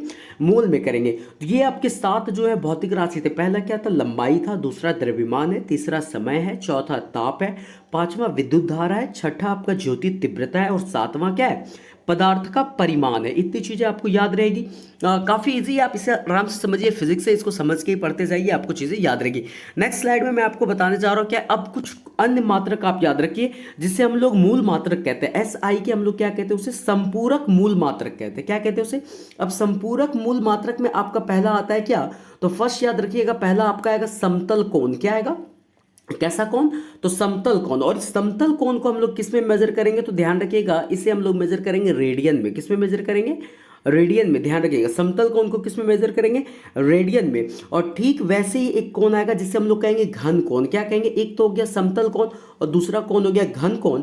और इस घन को हम लोग मेजर करेंगे किस में? तो इसको हम लोग मेजर करेंगे स्टेरेडियन में। किस में करेंगे? स्टेरेडियन में। इस चीज को आप ध्यान रखिएगा कि जो एस आई के संपूरक मूल मात्रक हैं वो दो हैं। एक होता है समतल कोण और दूसरा होता है घन कोण। समतल कोण को हम लोग मेजर करेंगे रेडियन में और घन कोण को हम लोग मेजर करेंगे किसमें? स्टेरेडियन में। और स्टेरेडियन का अगर आपसे सिंपल से पूछ लिया जाए सिंबल क्या होगा तो एस आर बताइएगा। और रेडियन का सिंबल अगर पूछ लिया जाए तो आप आर ए डी बताइएगा। क्या बताइएगा? आर ए डी बताइएगा। ठीक वैसे ही कुछ अब आपको क्या मैं बता रहा हूं, कुछ पुराने मात्रक को समझिए और उसके नए संकेत में क्या दिए गए नाम उस चीज को एक बार समझ लीजिए कि कुछ पुराने मात्रक कैसे कैसे थे। तो जैसे आपको पता है कि ताप क्या था, ताप के बारे में भी मैंने बताया था। यह एक भौतिक राशि था। जो मूल मात्रक की संख्या 7 थी उसमें एक ताप भी था। तो ताप को पहले क्या किया, जो पुराना इसका मात्रक था इसे हम लोग मेजर करते थे किस में? तो इसको हम लोग मेजर करते थे डिग्री सेंटीग्रेड में। किस में मेजर करते थे? Degree centigrade. याद रखिएगा। और इसका जो नया नाम बन के आएगा वो आपका होगा डिग्री सेल्सियस। क्या होगा? डिग्री सेल्सियस होगा। सिंबल दोनों का सेम है। डिग्री सी लिखना है, डिग्री सी। लेकिन याद रखिएगा पहले इसको सेंटीग्रेड कहा जा रहा था, अब इसे सेल्सियस कहा जा रहा है। क्या कहा जा रहा है? सेल्सियस कहा जा रहा है। ये भी क्या है? एसआई के कुछ पुराने मात्रक हैं और उसका पुराना संकेत और नया संकेत आप याद रखिए। सेकंड आपका आता है, एक वर्ड आता है जिसे हम लोग कहते हैं आवृत्ति। क्या होता है? एक वर्ड है जिसे हम लोग क्या कहते हैं? आवृत्ति। इस आवृत्ति को हम लोग पहले जो पुराने मात्रक थे इसका आवृत्ति को हम लोग कहते थे सीपीएस। क्या कहते थे? सीपीएस कहते थे। जिसे हम लोग कहते थे कंपन प्रति सेकंड। क्या कहते थे? जो वाइब्रेशन होता था सीपीएस में इसको मेजर करते थे आवृत्ति को। कंपन प्रति सेकंड इसका पुराना नाम था, पुराना मात्रक था। और इसका नया मात्रक अगर आपसे पूछा जाए आवृत्ति का तो इसे हम देख हर्ट्ज कहते हैं। क्या कहते हैं? हर्ट्ज कहते हैं। और इसका सिंबल हो जाएगा एच जेड। इस चीज को भी आप ध्यान रखिएगा। आवृत्ति का क्या हो गया? पुराना मात्रक सीपीएस जिसे हम लोग कंपन प्रति सेकंड कहते हैं। और इसका नया मात्रक क्या है? हर्ट्ज है जिसे हम लोग एच जेड कहते हैं। ठीक है। नेक्स्ट आप याद रखिए एक वर्ड मैंने आपको बताया था कि ज्योति तीव्रता। क्या बताया था? ज्योति तीव्रता। तो इस ज्योति तीव्रता का आप याद रखिएगा इसका जो पुराना मात्रक था इसे हम लोग कैंडल शक्ति कहते थे। क्या कहते थे? सीपी, जिसे हम लोग कैंडल शक्ति कहते थे। और इसका जो नया मात्रक बन के आया है उसे हम लोग कैंडला कहते हैं, जिसे हम लोग सीडी कहते हैं। क्या कहते हैं? नया मात्रक में से कैंडला कहते हैं। याद रखिएगा, इंपॉर्टेंट है। अगर आपसे पूछा जाए ताप का जो पुराना मात्रक क्या था तो बताइएगा डिग्री सेंटीग्रेड था और नया मात्रक इसका डिग्री सेल्सियस है। आवृत्ति का पुराना मात्रक क्या था? कंपन प्रति सेकंड, सीपीएस था। और इसका नया मात्रक क्या है? हर्ट्ज है, जिसे एचजेड से डिनोट करते हैं। ज्योति तीव्रता का पुराना मात्रक क्या है? तो कैंडल शक्ति है, जिसे हम लोग सीपी से डिनोट करते थे। वहीं इसका नया संकेत क्या है? कैंडला है, जिसे हम लोग सीडी से डिनोट कर रहे हैं। इतनी बातें आपको ध्यान रखना है मात्रक के बारे में। नेक्स्ट अब हम लोग पढ़ते हैं क्या है, तो बहुत ही लंबी दूरियों को मापने के लिए प्रकाश वर्ष का प्रयोग किया जाता है। अगर बहुत ही ज़्यादा लंबी दूरी है तो उसे मेजर करना है तो उसके लिए आपको किसका उपयोग किया करना पड़ेगा? तो याद रखिएगा प्रकाश वर्ष का प्रयोग किया जाता है बहुत लंबी दूरियों को मापने के लिए। इसलिए प्रकाश वर्ष क्या हो जाएगा? दूरी का मात्रक होगा, क्योंकि इससे दूरी का मेजरमेंट कर रहे हैं। तो प्रकाश वर्ष क्या होगा? दूरी का मात्रक होगा। और दूरी मापने की अगर सबसे बड़ी इकाई पूछा जाए तो बताइएगा पारसेक है। दूरी मापने की सबसे बड़ी इकाई क्या है? पारसेक है। अगर आपसे पूछा जाए बहुत लंबी दूरियों को मापने के लिए किसका प्रयोग किया जाता है तो प्रकाश वर्ष का प्रयोग किया जाता है। प्रकाश वर्ष जो है दूरी का मात्रक है, लेकिन दूरी मापने की सबसे बड़ी इकाई क्या है? तो इसकी सबसे बड़ी इकाई पारसेक है। काफी इंपॉर्टेंट क्वेश्चन है, एग्जाम में कई बार पूछे गए फिजिक्स के और नेक्स्ट एग्जाम में भी पूछे जाएंगे। नेक्स्ट आप पढ़ी बल के बारे में। बल समझिए क्या है, तो बल का सीजीएस पद्धति में जो मात्रक है वो डायन है। बल का मात्रक क्या है? डायन है। और इसका एसआई पद्धति में, किस पद्धति में? यहां लिखा हुआ है एसआई पद्धति में। इसका एसआई पद्धति में मात्रक न्यूटन है। क्या है? एसआई पद्धति में मात्रक इसका न्यूटन है। अगर आपसे पूछा जाए बल का सीजीएस पद्धति क्या है तो बताइएगा डायन है, और इसका एसआई पद्धति मात्रक क्या है? न्यूटन है। ठीक वैसे ही कार्य की सीजीएस पद्धति में मात्रक क्या है? तो अर्घ है। सॉरी, यहाँ पे वर्ग लिखा हुआ है, ये अ लिखा हुआ है। क्या है? ध्यान रखिएगा, कार्य का जो सीजीएस पद्धति में मात्रक होगा वो अर्घ है। क्या है? अर्घ है। और इसका एसआई पद्धति में मात्रक जूल होता है। कार्य का अगर आपसे पूछा जाए सीजीएस पद्धति में मात्रक क्या होता है तो अर्घ होता है, वहीं एसआई पद्धति में इसका मात्रक क्या होता है? जूल होता है। इतनी बातें आपको ध्यान रखना है। नेक्स्ट पॉइंट समझिए, वैसी राशि जिनमें केवल परिमाण होता है, दिशा नहीं होती है, उसे हम लोग अदिश राशि कहते हैं। अगर आपसे पूछा जाए अदिश राशि किसे कहते हैं तो बताइएगा वैसी राशि जिसमें केवल और केवल परिमाण हो, मैग्नीट्यूड हो, और उसमें डायरेक्शन नहीं हो, दिशा नहीं हो, उसे हम लोग अदिश राशि कहते हैं। एग्जाम्पल में आपका ले लीजिए, द्रव्यमान में पूछा जाए कैसा राशि है तो बोलिएगा अदिश राशि है। चाल कैसा राशि है अगर आपसे पूछा जाए तो बताइएगा अदिश राशि है। आयतन कैसा राशि है? अदिश राशि है। कार्य कैसा राशि है? अदिश राशि है। समय, ऊर्जा, विद्युत धारा, दाब, ये सारी की सारी कैसी राशि है? अदिश राशि है। एग्जाम्पल में याद रखिएगा, द्रव्यमान, चाल, आयतन, कार्य, समय, ऊर्जा, विद्युत धारा, दाब, ये सारी की सारी कैसी राशियां हैं? अदिश राशियां हैं। और अदिश राशि में याद रखिएगा इसमें सिर्फ और सिर्फ परिमाण होता है, डायरेक्शन नहीं होता है, इसलिए इसे क्या कहते हैं? अदिश राशि कहते हैं। क्योंकि किसी भी आप द्रव्यमान को बता रहे हैं तो क्या बता रहे हैं? केजी में बता रहे हैं, तो केजी ही इसका क्या है? परिमाण दिखा रहा है, लेकिन इसमें किसी तरह का डायरेक्शन नहीं दिखाया जा रहा है कि ये द्रव्यमान किधर है, ऊपर की ओर लग रहा है या नीचे की ओर लग रहा है, दाएं बाएं, ये डायरेक्शन नहीं शो कर रहा है, इसलिए इसमें दिशा नहीं होती है, इसलिए इसे अदिश राशि कहा जाता है। ठीक वैसे ही चाल, आयतन, कार्य, समय, ऊर्जा, विद्युत धारा, दाब, इनमें दिशा नहीं होती है, इसलिए ये क्या है? अदिश राशियां हैं। याद रखिएगा, काफी इंपॉर्टेंट है। नेक्स्ट है आपका वैसी भौतिक राशि जिसमें क्या है? परिमाण के साथ साथ दिशा भी रहती है, परिमाण भी और दिशा भी हो, और साथ में योग के निश्चित नियमों के अनुसार जोड़ी जाती हो। याद रखिएगा, फिजिक्स में एक योग जो हम लोग नॉर्मल प्लस करते हैं 3+2=5 वैसा वाला योग नहीं, ये फिजिक्स का एक अलग रूल है एडिशन का। वो योग के निश्चित नियमों के अनुसार अगर जोड़ी जा रही है तब जाके उसे सदिश राशि कहेंगे। मतलब सदिश राशि होने के लिए तीन चीजें आपको ध्यान रखना है, परिमाण भी होना चाहिए, साथ साथ उसमें दिशा भी होनी चाहिए, और साथ ही साथ वह योग के निश्चित नियमों के अनुसार जोड़ी जाए। अगर योग के निश्चित नियमों के अनुसार जोड़ी नहीं जा रही है तब आप उसे सदिश राशि नहीं कहेंगे, लेकिन जिसमें ये तीनों चीजें पाई जाएगी उसे आप सदिश राशि कहेंगे। एग्जाम्पल में आप ले लीजिएगा वेग, विस्थापन, बल और त्वरण। वेग, विस्थापन, बल और त्वरण, ये सारी की सारी कैसी राशियां हैं? तो ये सारी की सारी सदिश राशियां हैं, क्योंकि इसमें परिमाण है, इसमें दिशा है, और यह योग के निश्चित नियमों के अनुसार जोड़ी जाती है। नेक्स्ट चीज आप ध्यान रखिएगा, वस्तु द्वारा तय किए गए मार्ग की लंबाई को दूरी कहते हैं। कोई ऑब्जेक्ट कितनी दूरी तक गया, उसकी जो भी लंबाई है, जो भी लेंथ है, कितना दूर वो गया, उसे हम लोग क्या कहते हैं? उसे हम लोग दूरी कहते हैं। और दूरी एक अदिश राशि है, यह सदैव धनात्मक होगा। ये चीजें आपको याद रखनी है। Cut to cut, point to point मैं बता रहा हूं, जो आपके एग्जाम में पूछा जाएगा कि वस्तु द्वारा तय की गई मार्ग की लंबाई को क्या कहते हैं? दूरी कहते हैं। दूरी एक अदिश राशि है और यह हमेशा पॉजिटिव होगा, धनात्मक होगा। दूरी कभी भी नेगेटिव नहीं होगा, इस बात को ध्यान रखिएगा, हमेशा पॉजिटिव होगा। नेक्स्ट वहीं आपको याद रखना है कि एक निश्चित दिशा में दो बिंदुओं के बीच की लंबवत दूरी को विस्थापन कहते हैं। पहले तो आपने पढ़ा दूरी, मतलब अगर मान लीजिए यहां से आप चलना स्टार्ट किए और यहां पे गए, आपका मन है जैसे मन करे वैसे चलते चले जाइए, तो यह एक दूरी है। यह क्या है? यह दूरी है। मतलब एक जगह से आप दूसरे जगह पे गए, ये एक दूरी या एक ट्रेवल की, कवर की, इसे आप दूरी कहेंगे। लेकिन ठीक यहां पे कह रहा है कि एक निश्चित दिशा में दो बिंदुओं के बीच की लंबवत दूरी, मतलब उसमें किसी भी का ट्रांसवर्सन नहीं होना चाहिए, ऊपर नीचे दाएं बाएं कुछ नहीं, लेकिन स्ट्रेट लाइन में अगर आप चलते चले जाते हैं तब जाके उसे आप विस्थापन कहेंगे। मतलब यह दूरी अगर है तो इसे आप विस्थापन कहेंगे। वही दूरी आप पढ़े थे कि यह हमेशा पॉजिटिव होगा, वह क्या थी? दूरी के बारे में भी अभी आप जस्ट क्या पढ़े थे, वह एक अदिश राशि थी, लेकिन यह विस्थापन क्या है, एक सदिश राशि है और इसका एस आई मात्रक क्या है, मीटर है। एस आई मात्रक क्या है, मीटर है और यह सदिश राशि है। विस्थापन के बारे में याद रखिएगा, दूरी अदिश राशि थी, विस्थापन कैसी है, सदिश राशि है। दूरी क्या थी, सिर्फ और सिर्फ पॉजिटिव थी, लेकिन विस्थापन ध्यान रखिएगा या धनात्मक, ऋणात्मक और शून्य भी हो सकता है, या पॉजिटिव भी हो सकता है, नेगेटिव भी हो सकता है, जीरो भी हो सकता है। क्या चीज, विस्थापन। काफी इंपॉर्टेंट सेशन है, ध्यान से इस चीज को देखिए, समझते जाइए, चीजें आसान है। अगर आपसे पूछा जाए क्या विस्थापन पॉजिटिव, नेगेटिव, जीरो हो सकता है, तो आप बताइएगा जरूर होगा, लेकिन दूरी वही सिर्फ और सिर्फ पॉजिटिव होगा।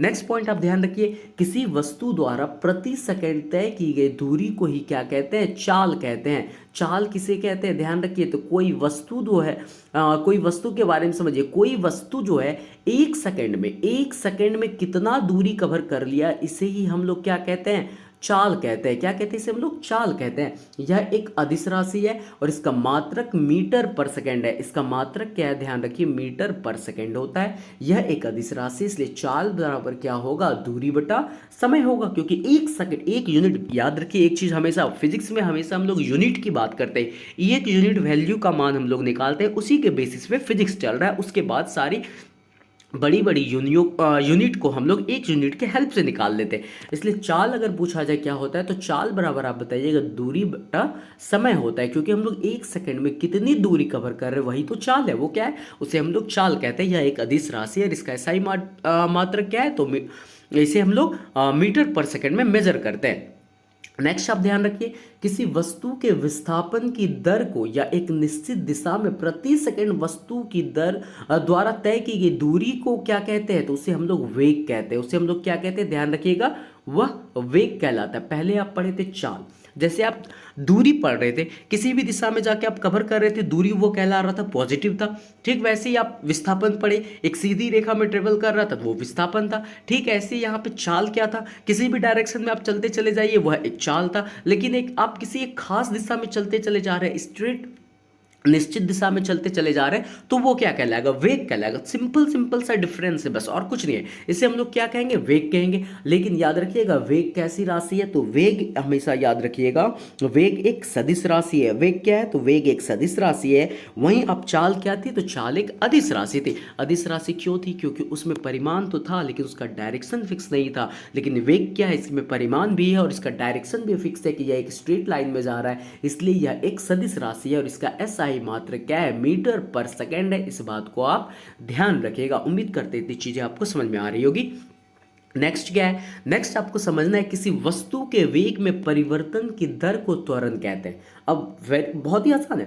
कोई वस्तु अगर मान लीजिए अगर 5 मीटर पर सेकंड की स्पीड से चल रहा है, कितने की स्पीड से चल रहा है, 5 मीटर पर सेकंड की स्पीड से चल रहा है, और यह अपना गति चेंज कर लिया, अपना वेग में परिवर्तन कर दिया, अब यह 7 मीटर पर सेकंड की स्पीड से चलना स्टार्ट कर दिया, तो इस परिवर्तन की दर को ही हम लोग क्या कहते हैं, त्वरण कहते हैं। अब फिर से यहाँ रेट की बात आया, मतलब एक सेकंड में वो कितना चेंज हो रहा है। मान लीजिए यहाँ पे 2 मीटर प्रति सेकंड की स्पीड से बढ़ गया, तो इसे हम लोग क्या कहेंगे, इसे हम लोग त्वरण कहेंगे। इसके वेग में परिवर्तन की दर को ही क्या कहते हैं, त्वरण कहते हैं। और यह क्या है, यह एक सदिश राशि है और इसका एसआई मात्रक याद रखिएगा क्या होता है, मीटर पर सेकंड स्क्वायर होता है। क्या होता है इसका एसआई मात्रक, मीटर पर सेकंड स्क्वायर होता है। किसका, त्वरण का। याद रखिएगा त्वरण का एसआई मात्रक मीटर पर सेकंड स्क्वायर होता है। यह समय के साथ वेग अगर घटता है, अगर समय चल रहा है, यहाँ पे तो वेग बढ़ गया था, 5 मीटर पर सेकंड से 7 मीटर हो गया था, लेकिन वहीं अगर अगले पल 7 मीटर पर सेकंड से इसका वेग घटा के 5 मीटर पर सेकंड कर दिया जाए, तो अगर वेग इसका घट गया, समय के साथ अगर वेग घटता है, क्या होता है, वेग अगर घटता है तब त्वरण क्या होगा, ऋणात्मक हो जाएगा और इसे हम लोग मंदन कहते हैं। जो ऋणात्मक त्वरण होते हैं उसे ही हम लोग क्या कहते हैं, मंदन कहते हैं, डिसलेरेशन कहते हैं। इस बात को आप ध्यान रखिएगा। तो अगर आपसे पूछा जाए ऋणात्मक त्वरण को क्या कहते हैं, तो उसे हम लोग मंदन कहेंगे। नेक्स्ट आपको ध्यान रखना है, जब कोई पिंड ऐसे नियत त्वरण के अंतर्गत गति करता है जिसकी दिशा पिंड के वेग की दिशा से भिन्न होती है, तो पिंड के वेग का परिमाण एवं दिशा दोनों समय के साथ बदलते रहते हैं। इसके कारण पिंड एक समतल में वक्र पथ प्रगति करता है। इस गति को प्रक्षेप गति कहते हैं। प्रक्षेप गति किसे कहते हैं, इस बात को आप समझ रहे हैं क्या। प्रक्षेप गति यहाँ से समझिए क्या, प्रोजेक्शन मोशन क्या है, क्या कह रहा है, जब कोई पिंड कोई वस्तु एक नियत त्वरण के अंतर्गत गति कर रहा है, उसका एक्सेलरेशन फिक्स है, त्वरण फिक्स है, और जिसका दिशा जो है पिंड के वेग की दिशा से भिन्न होते जा रहा है, उसका डायरेक्शन जो है अलग है, ये त्वरण का डायरेक्शन किधर है, अलग है। मान लीजिए पिंड आगे की ओर ट्रेवल कर रहा है और इसका त्वरण जो है किसी और डायरेक्शन में लग रहा है, अगर ऐसा सिचुएशन बन रहा है, दिशा जो है पिंड के वेग की दिशा से भिन्न हो रही है, तो पिंड के वेग का परिमाण, जो वेग इसका, इसके अंदर जो भी गति है, जो वेग है, परिमाण एवं दिशा दोनों समय के साथ बदल रहा है, दोनों क्या होगा, समय के साथ बदलते रहते हैं। इसके कारण पिंड जो एक समतल वक्र पथ प्रगति करता है, क्या करता है, वो एक समतल एक स्ट्रेट डायरेक्शन में वो चलता चला जाता है। इसी गति को ही प्रक्षेप गति कहते हैं, समतल वक्र के रूप में जाता है, मतलब इसका डायरेक्शन, अब समझिए इस चीज को, कोई ऑब्जेक्ट यहाँ पे है, ठीक है, इसका त्वरण इस दिशा की ओर लग रहा है और इसका गति इस ओर जा रहा है, तो इसका जो मोशन होगा किस वे में जाएगा, बताइए, इसका मोशन इस तरह से कुछ जाएगा, क्योंकि इसका गति इस ओर चलता जा रहा है, वेग इस ओर जा रहा है, त्वरण इस ओर जा रहा है, इसलिए इसका जो वेग, जो इसका डायरेक्शन होगा जाने का, वो इस तरह से चला जाएगा, जो परवलयाकार में होता है। और इसे ही हम लोग क्या कहते हैं, प्रक्षेप गति कहते हैं। इस गति को हम लोग क्या कहते हैं, प्रक्षेप गति कहते हैं, जिसे आप लोग प्रोजेक्टाइल मोशन कहते हैं। और वक्र पथ को क्या कहते हैं, और ये जो रास्ता है, इस रास्ता को हम लोग प्रक्षेप पथ कहते हैं, और यह सदैव कैसा होगा, परवलयाकार होता है। इस बात को आप ध्यान रखिएगा। जैसे धनुष से, एग्जाम्पल में याद रखिएगा, धनुष से छूटा हुआ बांध, यहाँ पे ये मिस प्रिंट हो गया, छूटा हुआ बांध है, क्या धनुष से जो हम लोग एरो छोड़ते हैं, मान लीजिए ये धनुष है, इसको हम लोग छोड़ते हैं तो किस वे में जाता है, बताइए, ऐसे इसका डायरेक्शन होता है, यहाँ से छूटा तो कुछ ऐसे इसका डायरेक्शन होता है, परवलयाकार डायरेक्शन होता है। तो इसकी ये क्या है, ये प्रक्षेप गति है, ध्यान रखिएगा। धनुष से छूटा हुआ बांध अगर पूछा जाए कैसा गति है, तो प्रक्षेप गति, वो ट्रेवल करता है। जहाज से गिराया हुआ बम वो किस गति में ट्रेवल करेगा, तो याद रखिएगा, प्रक्षेप गति में ट्रेवल करेगा। किसी छोटा गोला को आप गिरा दीजिए, वो किस गति में ट्रेवल करेगा, प्रक्षेप गति में ट्रेवल करेगा। ये सारे के सारे कैसे होते हैं, परवलयाकार होते हैं, और यह सभी प्रक्षेप गति के उदाहरण है। इस चीज को आप ध्यान रखिएगा। नेक्स्ट पॉइंट ध्यान रखिए, प्रक्षेप गति जो है एक द्विविमीय गति है। द्विविमीय गति समझते हैं, एक्स वाई फ्रेम आप समझते हैं या नहीं समझते, एक्स एक्सिस और वाई एक्सिस समझते हैं, इस साइड हो गया आपका एक्स एक्सिस, इस साइड क्या हो गया, वाई एक्सिस हो गया। लेकिन परवलयाकार क्या है बताइए, वो एक स्ट्रेट लाइन में नहीं जा रहा है, उसका डायरेक्शन कुछ इस प्रकार है, तो ये एक्स एक्सिस में भी ट्रेवल कर रहा है और वाई एक्सिस में भी जा रहा है ना, क्योंकि इसकी आप ऊंचाई देखिए क्या है, ये ऊंचाई इसका वाई एक्सिस में चला गया, लेकिन लंबाई इसका किस एक्सिस में, एक्स एक्सिस में, इसलिए यह एक द्विविमीय गति है, अर्थात एक समतल में गति है। प्रक्षेप को अधिकतम दूरी तक फेंकने के लिए, अगर इस दूरी को आप अधिकतम चाहते हैं, मतलब काफी दूर चला जाए, मैक्सिमम, उससे ज्यादा नहीं फेंका जा सकता है, तो प्रक्षेप को अधिकतम दूरी को फेंकने के लिए उसे क्षैतिज से कितने डिग्री के कोण पर फेंकिएगा, 45 डिग्री के कोण पर फेंकिएगा। ध्यान रखिए, प्रक्षेप गति में आपको अगर मैक्सिमम दूरी तक किसी चीज को फेंकना है, तो उसका एंगल ऑफ एलिवेशन जो होगा कितना होना चाहिए, तो याद रखिएगा, ये जो एंगल है वो 45 डिग्री का एंगल होना चाहिए। इस बात को हमेशा ध्यान रखिएगा। 45 डिग्री के कोण पर ऊपर की ओर प्रक्षेपित करना चाहिए, और प्रक्षेपण कोण जो है थीटा और 90 डिग्री, 90 माइनस थीटा दोनों के लिए क्षैतिज परास समान होता है। अगर आपसे पूछा जाए प्रक्षेपण कोण यहाँ पे थीटा और 90 माइनस थीटा के लिए कितना होगा, क्षैतिज परास कैसा होगा, तो ध्यान रखिएगा समान होगा। यानी अगर आप 0 डिग्री से बढ़ते चले जाइए और 90 डिग्री से कम के रेंज में चले आइए, 90 से कम 89, 85, 86 इसके बीच में रहिए, तो उसके लिए हमेशा क्षैतिज परास क्या होगा, समान होगा। अगर आपसे पूछा जाए क्या प्रक्षेपण कोण 40 डिग्री और 49 डिग्री पे उसका क्षैतिज परास समान होगा, तो बोलिएगा हाँ समान होगा। नेक्स्ट चीज आप ध्यान रखिए, प्रक्षेप पथ के उच्चतम बिंदु पर वेग, यहाँ पे वेग लिखा हुआ है, थोड़ा सा स्प्रिंट हो गया, ध्यान रखिएगा। प्रक्षेप पथ के उच्चतम बिंदु पर वेग और त्वरण के बीच 90 डिग्री का कोण बनता है। प्रक्षेप पथ के उच्चतम बिंदु पर वेग और त्वरण, जो प्रक्षेप गति हो रहा था इसके उच्चतम बिंदु पर, इस जगह पे ध्यान रखिएगा, जो वेग और त्वरण है, वेग इस दिशा में है, त्वरण इस दिशा में है, तो यहाँ पे जाके इस पे कितना डिग्री का कोण बनेगा, तो याद रखिएगा 90 डिग्री का कोण बनेगा। वेग एवं त्वरण के बीच कितना डिग्री का कोण बनेगा, 90 डिग्री का कोण बनेगा प्रक्षेप पथ के उच्चतम बिंदु पर। और जब कोई वस्तु किसी वृत्ताकार मार्ग पर प्रगति करती है, तो उसकी गति को वृत्तीय गति कहते हैं। वृत्तीय गति किसे कहते हैं, अब कोई वस्तु है जो किसी वृत्त मार्ग पर ट्रेवल कर रहा है, इस तरह से उसका डायरेक्शन, उसका ट्रेवल हो रहा है, तो उसे हम लोग क्या कहेंगे, वृत्तीय गति कहेंगे। यदि वह एक समान चाल से गति करती है, तो उसकी गति को एक समान वृत्तीय गति कहेंगे। इसकी गति में परिवर्तन नहीं हो रहा, फिक्स है, ये 5 किलोमीटर प्रति सेकंड की स्पीड से चल रहा है, गोल गोल ही घूम रहा है, वृत्त में घूम रहा है, तो उसे हम लोग समान वृत्तीय गति कहेंगे। और सिंपल उसे क्या कहेंगे, वृत्तीय गति कहेंगे। इतनी चीज़ें आपको समझ में आ रही होगी। नेक्स्ट देखते हैं क्या है। नेक्स्ट आपको समझना है कि वृत्तीय गति जो है एक त्वरित गति होती है। वृत्तीय गति क्यों, कैसी गति है, तो यह एक त्वरित गति होती है। क्यों त्वरित गति होती है, तो क्योंकि हर एक जगह पे इसका क्या हो रहा है बताइए, वेग की दिशा अलग हो जा रही है। मान लीजिए कोई वस्तु इस जगह से दौड़ना स्टार्ट किया, तो यहाँ पे गया तो इसका वेग का डायरेक्शन इस जगह था, लेकिन यहाँ पे जाने के बाद इसका वेग का डायरेक्शन इस जगह हो गया, इस जगह पे जाने के बाद इसका वेग का डायरेक्शन किधर हो गया, इस जगह हो गया। तो इसका हर एक समय क्या हो रहा है, वेग की दिशा प्रत्येक बिंदु पर बदल जाती है। इसीलिए हम लोग वृत्तीय गति को कैसी गति कहेंगे, त्वरित गति कहेंगे। अगर आपसे पूछा जाए वृत्तीय गति क्या त्वरित गति होती है, तो बोलिएगा हाँ यह एक त्वरित गति होती है। अब एग्जाम्पल में आप किसी भी वस्तु को ले लीजिए जिसे आप गोल गोल घुमाते हैं। जैसे आप बचपन में एक रस्सी से पत्थर को बांध लेते होंगे और गोल गोल घुमाते होंगे, तो वो भी क्या है, वह एक वृत्तीय गति है। डोरी से बंधी हुई एक पत्थर को तेजी से वृत्त में घुमाया जाता है और घूमने के समय डोरी टूट जाने पर पत्थर स्पर्शतः रैखिकता उड़ जाती है। रैखिकता उड़ जाती मतलब आप ध्यान दीजिए, जब आप किसी चीज को ऐसे ऐसे घुमा रहे थे और अचानक छोड़ दे रहे थे, तो वो सीधा किसी एक डायरेक्शन में रैखिकता चली जा रही थी, इसी और भाग जा रहा था। ऐसा नहीं कि वो घूमते घूमते ट्रेवल कर रहा था, ऐसा नहीं। मान लीजिए इस जगह पे आप उस वस्तु को छोड़े, तो वो इसके सीधे क्या हो रहा है, रैखिकता स्पर्शता उड़ जाता है, उसी डायरेक्शन में क्या हो रहा है, सीधे की ओर भाग जा रहा था। इस चीज को आप ध्यान रखिएगा।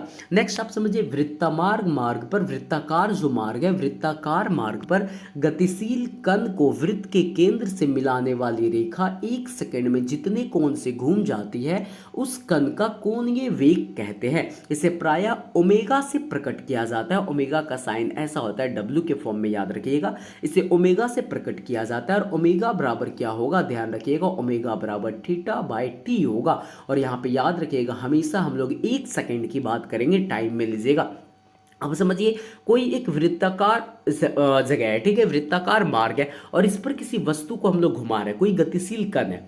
इसको क्या करते हैं, ये वृत्त का आपका सेंटर है, ठीक है। वृत्त के केंद्र से मिलाने वाली रेखा 1 सेकंड में जितने कोण से घूम जाती है। मान लीजिए अभी आपका वस्तु यहां था, ठीक है, और इसको हम लोग वृत्त के केंद्र से मिला रहे हैं। ध्यान दीजिए, इसको हम लोग क्या कर रहे हैं, वृत्त के केंद्र से मिला रहे हैं, इस जगह से मिला दिए। अब यही वस्तु क्या हुआ, चलते चलते मान लीजिए इस जगह पे आ गया, अब इसको वृत्त के केंद्र से मिला दीजिए। तो क्या कर रहा है, अगर 1 सेकंड में ये दूरी कवर किया गया, 1 सेकंड में जितने कोण से घूम जाता है, ये एंगल को देखिए कितना एंगल घूम गया, जितने कोण से घूम जाता है उसे उस कण का कोणीय वेग कहते हैं। और यही इस वस्तु का क्या होगा, कोणीय वेग कहलाएगा, जिसे आप लोग ओमेगा से डिनोट करते हैं। इस ओमेगा का फॉर्मूला क्या होगा, थीटा बाई टी हो गया, क्योंकि यही थीटा तो वो ट्रेवल किया और कितने सेकंड में, तो 1 सेकंड का हम लोग बात कर रहे हैं, इसलिए ओमेगा बराबर याद रखिएगा क्या होगा, थीटा बाई टी होगा। और ओमेगा का एक फॉर्मूला आप याद रखिएगा हमेशा 2 पाई एन होगा। क्या होगा, 2 पाई एन होगा, जहां पे पाई का वैल्यू आपको पता होगा और एन क्या होगा, यहाँ पे नंबर ऑफ रिवॉल्यूशन होगा कि कोई वस्तु कितने बार उस वृत्त में घूम गया। 1 राउंड मारा, 2 बार घुमा, 3 बार घुमा, 4 बार घुमा, वो एन बताएगा। यहाँ पे आप पुट कीजिएगा, आपसे ओमेगा का वैल्यू निकल जाएगा। न्यूमेरिकल में ये काम आएगा। अगर आपसे ओमेगा पूछा जाए तो ध्यान रखिएगा, आपको या तो थीटा दे रखा होगा या तो टाइम दे रखा होगा, नहीं तो आपको नंबर ऑफ रोटेशन दे रखा होगा, तब जाके ओमेगा आप निकालिएगा फॉर्मूला लगा के 2 पाई एन, और पाई का वैल्यू 22/7 आप रखिएगा। नेक्स्ट चीज आप समझिए, नेक्स्ट आपको ध्यान देना है यहाँ पे ओमेगा क्या, यदि कोई कण, यहाँ पे क्या, यदि कोई कण किसी वृत्तामार्ग मार्ग पर चल रही है तो उसे समय, उसकी रेखीय चाल v बराबर 2 पाई आर एन होगा। उसकी रेखीय चाल क्या होगा, तो रेखीय चाल याद रखिएगा, इसका फॉर्मूला v बराबर क्या होगा, 2 पाई आर एन होगा उसका रेखीय चाल। रेखीय चाल बराबर फॉर्मूला आपसे पूछा जाता है एग्जाम में, तो रेखीय चाल बराबर याद रखिएगा होता है कोणीय चाल गुना त्रिज्या। रेखीय चाल बराबर क्या होता है, कोणीय चाल गुना त्रिज्या होता है। क्या होता है, कोणीय चाल गुना त्रिज्या होता है रेखीय चाल बराबर। नेक्स्ट आप ध्यान रखिए, भौतिकी के पिता न्यूटन। भौतिकी के पिता कौन है, आपसे पूछा जाए फिजिक्स के फादर कौन है, तो न्यूटन है। इन्होंने 1687 ईस्वी में एक बुक लॉन्च किया जिसका नाम था, अपनी पुस्तक प्रिंसिपिया, बुक का नाम क्या था, प्रिंसिपिया बुक था। अपनी पुस्तक प्रिंसिपिया, यहाँ पे प्रिंसिपल लिखा हुआ एक गलत है, बुक का नाम याद रखिएगा क्या था, तो बुक का नाम था इसका प्रिंसिपिया। कौन सी बुक था, तो इसका बुक का नाम है प्रिंसिपिया। तो न्यूटन जो है वो 1687 ईस्वी में अपनी पुस्तक प्रिंसिपिया में सबसे पहले गति के नियम को प्रतिपादित किया। ध्यान रखिएगा, अगर आपसे पूछा जाए कि भौतिकी के पिता न्यूटन ने सबसे पहले किस बुक में अपने गति के नियम को बताया, तो याद रखिएगा प्रिंसिपिया बुक में सबसे पहले गति के नियम को बताया। किस बुक में, प्रिंसिपिया बुक में। नेक्स्ट पॉइंट आप ध्यान रखिए, यदि कोई वस्तु विराम अवस्था में है, कोई वस्तु अगर स्थिर है, हिल डुल नहीं रहा है, ऑब्जेक्ट अगर क्या है फिक्स है, तो वह विराम अवस्था में रहेगी। यदि वह एक समान चाल से चल रही है तो सीधी रेखा में चलती रहेगी। बड़ा ही अच्छा नियम है कि कोई ऑब्जेक्ट अगर स्थिर पड़ा हुआ है तो वह स्थिर ही रहेगा, और यदि अगर कोई वस्तु अगर चल रहा है तो वह चलते ही रहेगा। अब कंडीशन समझिए, तो वैसे ही चलते रहेगी जब तक उस पर कोई बाह्य बल लगाकर उसकी वर्तमान अवस्था में परिवर्तन ना करे। यह न्यूटन का प्रथम गति नियम है। न्यूटन ने 3 लॉ दिया, first law, second law, third law. उसमें से पहला लॉ क्या कहता है कि यदि कोई वस्तु अगर विराम अवस्था में है तो वह विराम अवस्था में ही रहेगी, और यदि कोई वस्तु अगर गति की अवस्था में है तो वह गति ही अवस्था में रहेगी। कब तक? तो जब तक उस पर कोई बाह्य बल कार्य नहीं करता है तो उसकी अवस्था में परिवर्तन नहीं होगा। यह न्यूटन का प्रथम नियम है, ध्यान रखिएगा, काफी इजी है। क्या है न्यूटन का पहला नियम कि कोई वस्तु अगर विराम में है तो विराम में रहेगा, कोई वस्तु अगर गति में है तो गति में ही रहेगा जब तक उस पर कोई बाह्य बल ना लगे। नेक्स्ट पॉइंट आप ध्यान रखिए कि प्रथम नियम को ही हम लोग गैलीलियो का नियम कहते हैं, और इसे ही हम लोग जड़त्व का ही नियम कहते हैं। काफ़ी इंपॉर्टेंट क्वेश्चन है, ध्यान रखिएगा, एग्जाम में अगर पूछा जाए कि गैलीलियो का नियम न्यूटन के किस नियम को कहते हैं, तो प्रथम नियम को कहते हैं, और जड़त्व का नियम भी प्रथम नियम को ही कहते हैं। अब एक चीज ध्यान रखिए कि बाह्य बल के अभाव में कोई वस्तु अपनी विराम अवस्था या समान गति की अवस्था को बनाए रखने की प्रवृत्ति को ही जड़त्व कहते हैं। न्यूटन का पहला नियम ही यही कह रहा था कि कोई वस्तु अगर रनिंग अवस्था में है तो वह दौड़ते रहेगी, विराम में है तो विराम में ही रहेगी, और इसी स्थिति को उन्होंने जड़त्व बताया कि कोई वस्तु अगर गति की अवस्था में है और उस अवस्था को बनाए हुए है, विराम अवस्था में है और उसी अवस्था को बनाए हुए रखा हुआ है, तो यह अवस्था किसकी वजह से है? तो ध्यान रखिएगा, यह अवस्था जड़त्व की वजह से है। किसकी वजह से है? जड़त्व की वजह से है। और प्रथम के नियम से याद रखिएगा बल की परिभाषा मिलती है। क्यों मिलती है? क्योंकि वस्तु यहाँ पे स्थिर है, या तो कोई वस्तु चल ही रही है जब तक उस पर आप कोई बल नहीं लगा रहे, इसलिए इसी नियम से बल की परिभाषा ही मिलती है, पहले नियम से, क्योंकि सारा खेल तो बल का है। अब ये जड़त्व की अवस्था कब बदलेगा? तो जब तक उस पर कोई बाह्य बल नहीं लगेगा तब तक उसकी अवस्था बदलेगा क्या? नहीं बदलेगा। इसलिए इसी नियम से बल की परिभाषा निकल के आती है, प्रथम नियम से। नेक्स्ट पॉइंट ध्यान रखिए कि बल क्या है? तो बल वह कारक है जो किसी वस्तु की प्रारंभिक अवस्था में परिवर्तन करता है या परिवर्तन करने की चेष्टा करता है। बल तो यही है ना, पहला नियम से ही आप पढ़ते आ रहे। बल क्या है? तो कोई वस्तु अगर स्थिर है तो स्थिर रहेगा, चल रहा है तो चलते आ रहा है, क्योंकि अगर उस पर कोई बाह्य बल नहीं लग रहा है तो बल लगने के बाद क्या होगा? उस वस्तु की अवस्था में परिवर्तन आएगा। तो इसे ही बल कहते हैं कि प्रारंभिक अवस्था में परिवर्तन कर देना ही बल कहलाता है, और यह परिवर्तन करने की चेष्टा करता है बल। बल क्या है? एक सदिश राशि, ध्यान रखिएगा, इसमें क्या है? इसमें एक परिमाण है और इसमें एक डायरेक्शन है, इसलिए यह एक सदिश राशि है। और बल का मात्रक याद रखिएगा न्यूटन है, काफी इंपॉर्टेंट है, ध्यान रखिएगा। नेक्स्ट समझिए कि ठहरी हुई मोटर या रेलगाड़ी के अचानक चल पड़ने पर उसमें बैठे यात्री पीछे की ओर झुक जाते हैं। अगर कोई गाड़ी रुकी हुई है या अचानक कोई रेलगाड़ी चल दी तो उसमें जो बैठा हुआ व्यक्ति वो अचानक से क्या होता है? झटका लगने के बाद पीछे की ओर झुक जाता है, या तो अचानक से आगे की ओर झुक जाता है। जैसे चलती हुई मोटर कार के अचानक रुकने पर इसमें बैठे यात्री क्या होता है? आगे की ओर झुक जाता है। इस चीज को आप तो प्रैक्टिकल देखे होंगे। तो ये सारी चीज जो है, या तो कंबल को हाथ से पकड़कर डंडे से आप पीटेंगे, उसके धूल के कण क्या होंगे? झड़कर नीचे गिर जाते हैं। ये सारे के सारे याद रखिएगा जड़त्व के उदाहरण है। किसके उदाहरण है? जड़त्व के उदाहरण है, क्योंकि वस्तु जो अपनी विराम अवस्था बनाए रखने की चेष्टा में थी, लेकिन किसी बाह्य बल के कारण उसमें परिवर्तन हो जा रहा है। लेकिन वहां पे ध्यान रखें, अगर आपसे पूछा जा रहा है कंबल को हाथ से पकड़कर पीटने के बाद जो धूल के कण गिर जा रहे हैं, किसके उदाहरण है? तो जड़त्व के उदाहरण है। ठहरी हुई या चलती हुई गाड़ी में व्यक्ति आगे पीछे की ओर हो जा रहा है झटका लगने की वजह से, किसके कारण? तो जड़त्व के उदाहरण है, ध्यान रखिए। अगर आपसे पूछा जाए किसका उदाहरण है तो जड़त्व के उदाहरण है।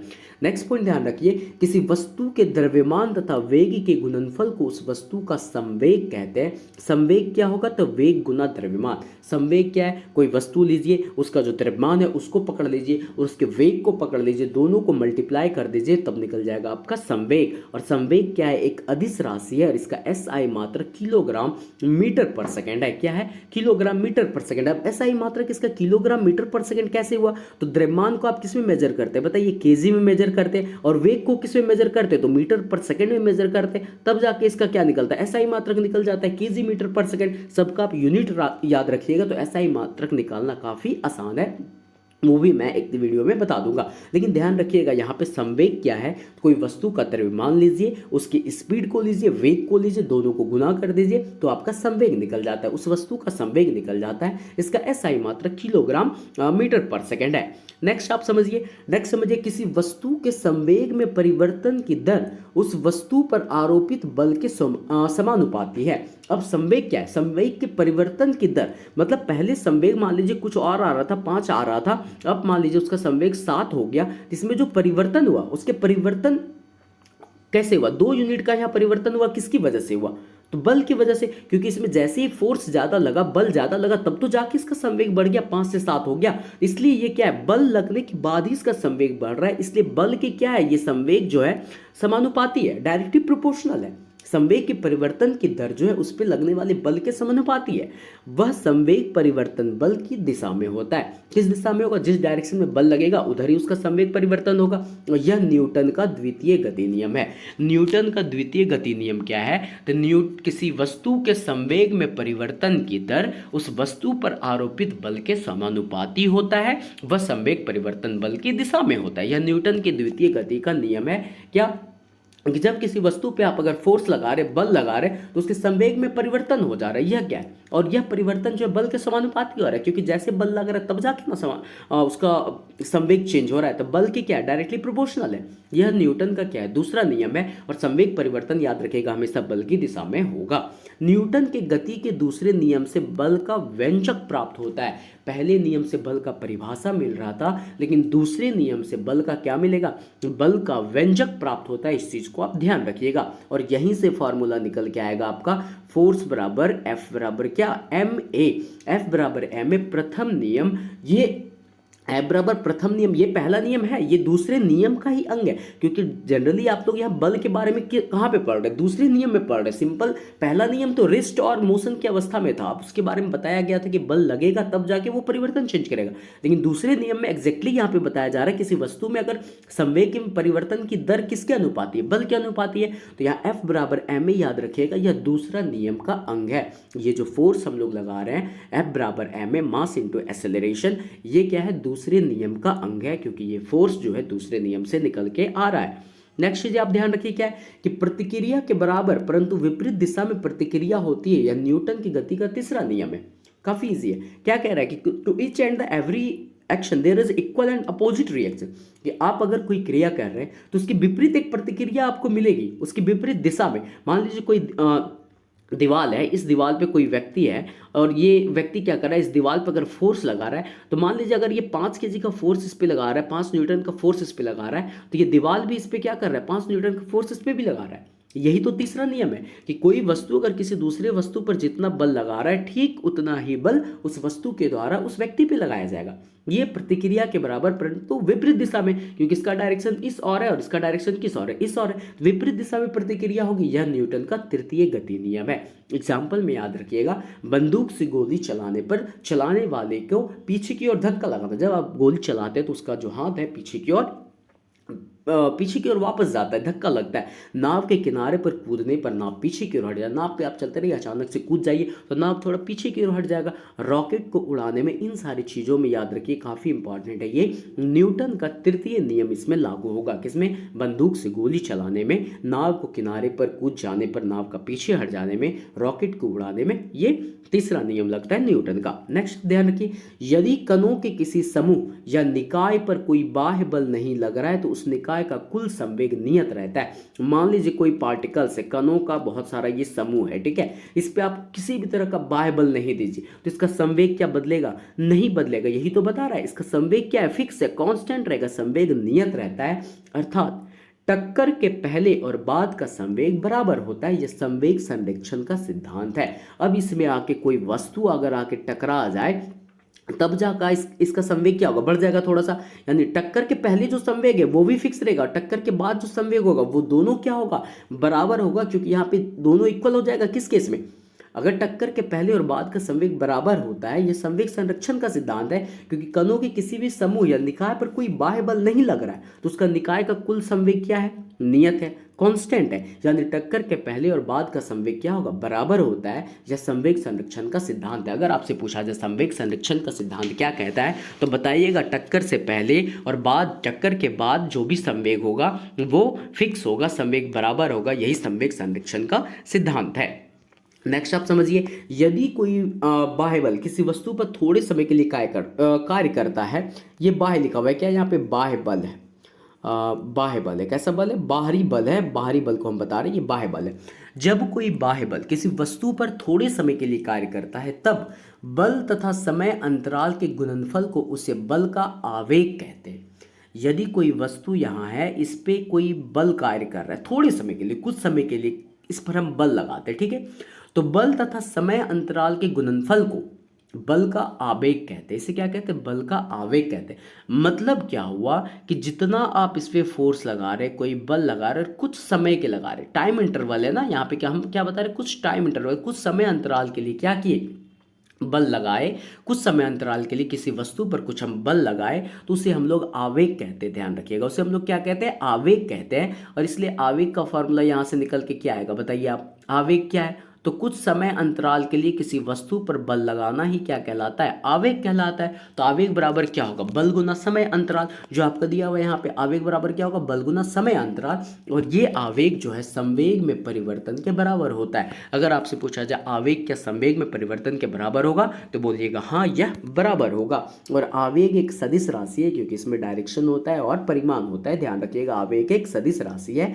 और जिसका मात्रक न्यूटन सेकेंड है। क्या है, इसका मात्रक क्या होगा, न्यूटन सेकेंड होगा। ये इंपॉर्टेंट है कि आवेग का मात्रक क्या होता है, न्यूटन सेकेंड होता है। इसकी दिशा वही होगी जो बल की दिशा होगी। अगर आपसे पूछा जाए आवेग की दिशा कैसी होगी, तो जिस डायरेक्शन में बल लग रहा होगा उसी डायरेक्शन में आवेग होगा।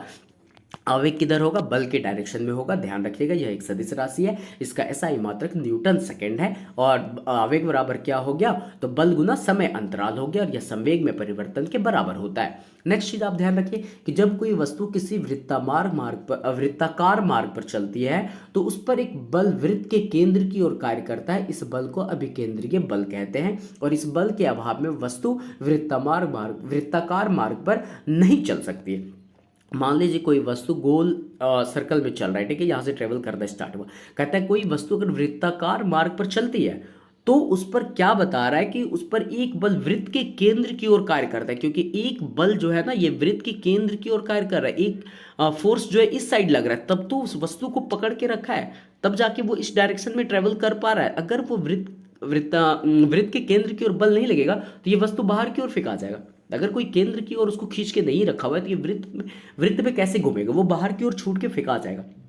इसलिए ध्यान रखिए, इस बल को क्या कहते हैं, अभिकेंद्रीय बल कहते हैं। वैसा कोई बल जो किसी वृत्ताकार मार्ग पर चल रहा हो कोई वस्तु, और एक बल उसके केंद्र की ओर लग रहा है, तो इसे हम लोग अभिकेंद्रीय बल कहते हैं। इस बल के अभाव में वस्तु वृत्ताकार मार्ग पर नहीं चल सकती है। इसलिए अभिकेंद्रीय बल बराबर आप याद रखिएगा क्या होता है, एम वी स्क्वायर बराबर आर। क्या होता है, M V square by R होता है अभिकेंद्रीय बल का फॉर्मूला होता है। एम जहां पे वस्तु का द्रव्यमान होगा, वी उसका वेलोसिटी होगा, आर उसका रेडियस होगा जिस वृत्त पे वो घूम रहा है। फॉर्मूला याद रखिएगा, एफ बराबर M V square by R, काफी इंपॉर्टेंट फॉर्मूला है। नेक्स्ट आप समझिए अजड़त्वीय फ्रेम समझिए। अब न्यूटन क्या किए कि अजड़त्वीय फ्रेम दिए, कैसा फ्रेम दिए, अजड़त्वीय फ्रेम में न्यूटन के नियमों को लागू करने के लिए कुछ ऐसे बलों की कल्पना करनी होती है जिन्हें परिवेश में किसी पिंड से संबंधित नहीं किया जा सकता है। एक ऐसा बल है जिसे हम लोग परिकल्पना करते हैं, एज्यूम करते हैं किस फ्रेम में, अजड़त्वीय फ्रेम में जाके,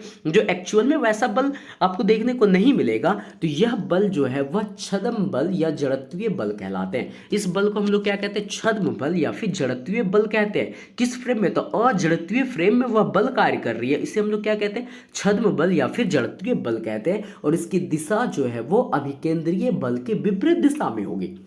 अभी आपने अभिकेंद्रीय बल पढ़ा था जहां पे सेंटर की ओर एक बल लग रहा था, लेकिन यहाँ अजड़त्वीय फ्रेम में ये जो जड़त्वीय बल है या छद्म बल है, यह अभिकेंद्रीय बल के विपरीत दिशा में लगेगी। ठीक है, ध्यान रखिएगा। एग्जाम्पल में याद रखिए, कपड़ा सुखाने का जो मशीन है, दूध से मक्खन निकालने की जो मशीन है, ये सभी अपकेंद्रीय बल के सिद्धांत पर कार्य करती है। किस सिद्धांत पर? काफी इंपॉर्टेंट है। अगर आपसे पूछा जाए कपड़ा सुखाने की मशीन और दूध से मक्खन निकालने वाली मशीन किस सिद्धांत पर कार्य करती है, तो अपकेंद्रीय बल पर सिद्धांत पर कार्य करती है। ध्यान रखिएगा, जो अभिकेंद्रीय बल के ठीक विपरीत है, जो अजड़तीय फ्रेम में आप देख रहे हैं। नेक्स्ट आप समझिए कि वृत्तीय पथ पर गतिमान वस्तु पर कार्य करने वाले अभिकेंद्रीय बल की प्रतिक्रिया होती है। कोई अगर वस्तु वृत्ताकार मार्ग पर चल रहा है, तो अभी आप जस्ट समझिए कि उस पर एक बल जो है केंद्र की ओर लग रहा है, तो अभिकेंद्रीय बल की प्रतिक्रिया होती है। मतलब ये बल जो यहाँ पे लगा, ठीक इसके विपरीत एक बल लगेगा। न्यूटन का तीसरा नियम तो यही कह रहा है ना कि एक बल अगर आप सेंटर की ओर इधर लगा, तो एक बल यहाँ से भी जाएगा इधर इस डायरेक्शन में। तो अभिकेंद्रीय बल की प्रतिक्रिया होती है। जैसे मौत के कुएं में कुएं की दीवार पर मोटरसाइकिल अंदर की ओर क्रिया बल लगती है, जबकि इसकी प्रतिक्रिया बल मोटरसाइकिल द्वारा कुएं की दीवार पर लग रहा है, तब जाके वो राउंड उस रोटेशन में घूम पा रहा, नहीं तो वो गिर जाएगा। जिससे हम कभी गलती से अपकेंद्रीय बल कह देते हैं, लेकिन वास्तव में यह अभिकेंद्रीय बल है। अब मान लीजिए, ये समझिए ध्यान से, ये मौत का अगर कुआं है, इसके इसके दीवार पे हम लोग एक मोटरसाइकिल चला रहे हैं, तो हम लोग को लग रहा है क्या यह एक अपकेंद्रीय बल है, क्योंकि बाहर की ओर इसको धक्का दे के रखा है, अपकेंद्रीय बल लग रहा है। लेकिन एक्चुअल में ये ऐसा नहीं है, क्योंकि ये एक अभिकेंद्रीय बल है। ये क्या है? यह एक अभिकेंद्रीय बल है, क्योंकि वृत्ताकार मार्ग पर अगर कोई वस्तु चल रहा है, तो वो बल किधर लगा रहा है? आप बताइए। ये वृत्त के जो केंद्र है, उस केंद्र की ओर बल लगता है, तो उसे हम लोग अभिकेंद्रीय बल कह रहे हैं ना। तो यहाँ भी सेम सिचुएशन है, यह एक अभिकेंद्रीय बल है, लेकिन ऐसा आपको प्रतीत होता है कि ये मोटरसाइकिल क्या कर रहा है, इस दीवार पे बल लगा रहा है। एक्चुअली ये दीवार पे बल नहीं लगा रहा है, ये प्रतिक्रिया है, उस केंद्र के द्वारा लगाए गए बल का प्रतिक्रिया है। तो ध्यान रखिएगा, अगर आपसे पूछा जाए कि मौत के कुएं में जो आपका बल लग रहा है वो किस प्रकार का बल है, तो ध्यान रखिएगा यह एक अभिकेंद्रीय बल है। कैसा बल है? वास्तव में यह एक अभिकेंद्रीय बल होगा। ध्यान रखिएगा, अपकेंद्रीय मत मारिएगा, गलत हो जाएगा, अभिकेंद्रीय बल है। नेक्स्ट आप समझिए, बल द्वारा एक पिंड को एक अक्ष के परितः घूमने की प्रवृत्ति को बल आघूर्ण कहते हैं। ये थोड़ा मिसप्रिंट यहाँ पे हो गया। बल द्वारा एक पिंड के एक अक्ष के परितः घूमने की प्रवृत्ति को क्या कहते हैं? बल आघूर्ण कहते हैं। मान लीजिए एक पिंड है यहाँ पे, ठीक है, और एक बल लग रहा है, और इस बल के वजह से क्या हो रहा है, कोई ऑब्जेक्ट इसी अक्ष के परितः चारों ओर घूम रहा है, ठीक है, तो इसे हम लोग बल आघूर्ण कहते हैं। इसे हम लोग क्या कहते हैं? बल आघूर्ण कहते हैं। तो बल आघूर्ण का फॉर्मूला क्या हो गया? बल गुना आघूर्ण। बल आघूर्ण बराबर होता है बल गुना आघूर्ण। यह एक सदिश राशि है, और इसका मात्रक याद रखिएगा, इंपॉर्टेंट है, न्यूटन मीटर होता है। न्यूटन कहाँ से आया? तो बल का यूनिट हो गया न्यूटन, और आघूर्ण यहाँ पे कितना दूरी ये ट्रेवल कर रहा है वो मीटर में बताएंगे, तो न्यूटन मीटर हो गया। बल आघूर्ण का फॉर्मूला क्या हो गया? न्यूटन मीटर हो गया। यह एक सदिश राशि, क्योंकि इसमें डायरेक्शन है। बल द्वारा एक पिंड के अक्ष के घूमने की प्रवृत्ति को हम लोग बल आघूर्ण कहते हैं। बल आघूर्ण कहते हैं, जिसका मात्रक क्या हो गया? न्यूटन मीटर हो गया। नेक्स्ट आपको समझिए कि सरल मशीन। सरल मशीन क्या है उसके बारे में समझिए। तो सरल मशीन एक ऐसी युक्ति है जिसमें किसी सुविधाजनक बिंदु पर बल लगाकर, क्या लगाकर? सुविधाजनक बिंदु पर बल लगाकर किसी अन्य बिंदु पर रखे हुए भार को, किसी अन्य बिंदु पर रखे हुए क्या भार को उठाया जाता है। यह बल आघूर्ण के सिद्धांत पर कार्य करती है। जैसे उत्तोलक, जैसे में आप क्या क्या ले सकते हैं, इस चीज को समझिए। जैसे में क्या क्या आप ले सकते हैं? उत्तोलक ले सकते हैं, यह बल आघूर्ण के सिद्धांत पर कार्य करते हैं। ये गिनी नहीं है, यहाँ ध्यान रखिए। घिरनी एक याद रखिएगा, घिरनी। उत्तोलक, उत्तोलक याद रखिएगा, यहाँ थोड़ा मिसप्रिंट हो गया। उत्तोलक याद रखना है आपको, घिरनी याद रखना है, आनत तल याद रखना है, स्क्रू जैक याद रखना है। क्या क्या याद रखना है? आनत तल, स्क्रू जैक, घिरनी, उत्तोलक, क्या याद रखना है? उत्तोलक, घिरनी, आनत तल, स्क्रू जैक। ये सारे के सारे जो हैं किस किस पे काम करेंगे आप बताइए? ये सारे के सारे बल आघूर्ण के सिद्धांत पर कार्य करेंगे। किस पे? तो ये सारे मशीन जो है बल आघूर्ण के सिद्धांत पर कार्य करते हैं। सरल मशीन क्या है उसे आप एक बार फिर से समझिए। सरल मशीन जो है एक ऐसी युक्ति है जिसमें किसी सुविधाजनक बिंदु पर बल लगाते हैं हम लोग, और किसी दूसरे बिंदु पर रखे हुए भार को उठाया जाता है। यही क्या है? सरल मशीन है। और यह मशीन जो है बल आघूर्ण के सिद्धांत पर कार्य करता है। किस पे कार्य करेगा?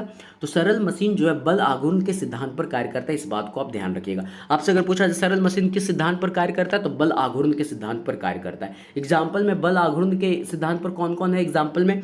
तो याद रखिएगा, उत्तोलक हो गया आपका, घिरनी ले लीजिए, आनत तल ले लीजिए, स्क्रू जैक। ये सारी चीजों को आप लिख लीजिए। उत्तोलक, घिरनी, आनत तल, जैक, स्क्रू, ये सारे के सारे किस पे काम करते हैं? ये सारे के सारे बल आघूर्ण के सिद्धांत पे कार्य करते हैं। Next thank you. Next day आपको मैं नेक्स्ट जो भी फिजिक्स की इंपॉर्टेंट टॉपिक्स है उसे मैं कवर करवाऊंगा, जो आपके एग्जाम्स के लिए काफ़ी इंपॉर्टेंट हो गए रेलवे के।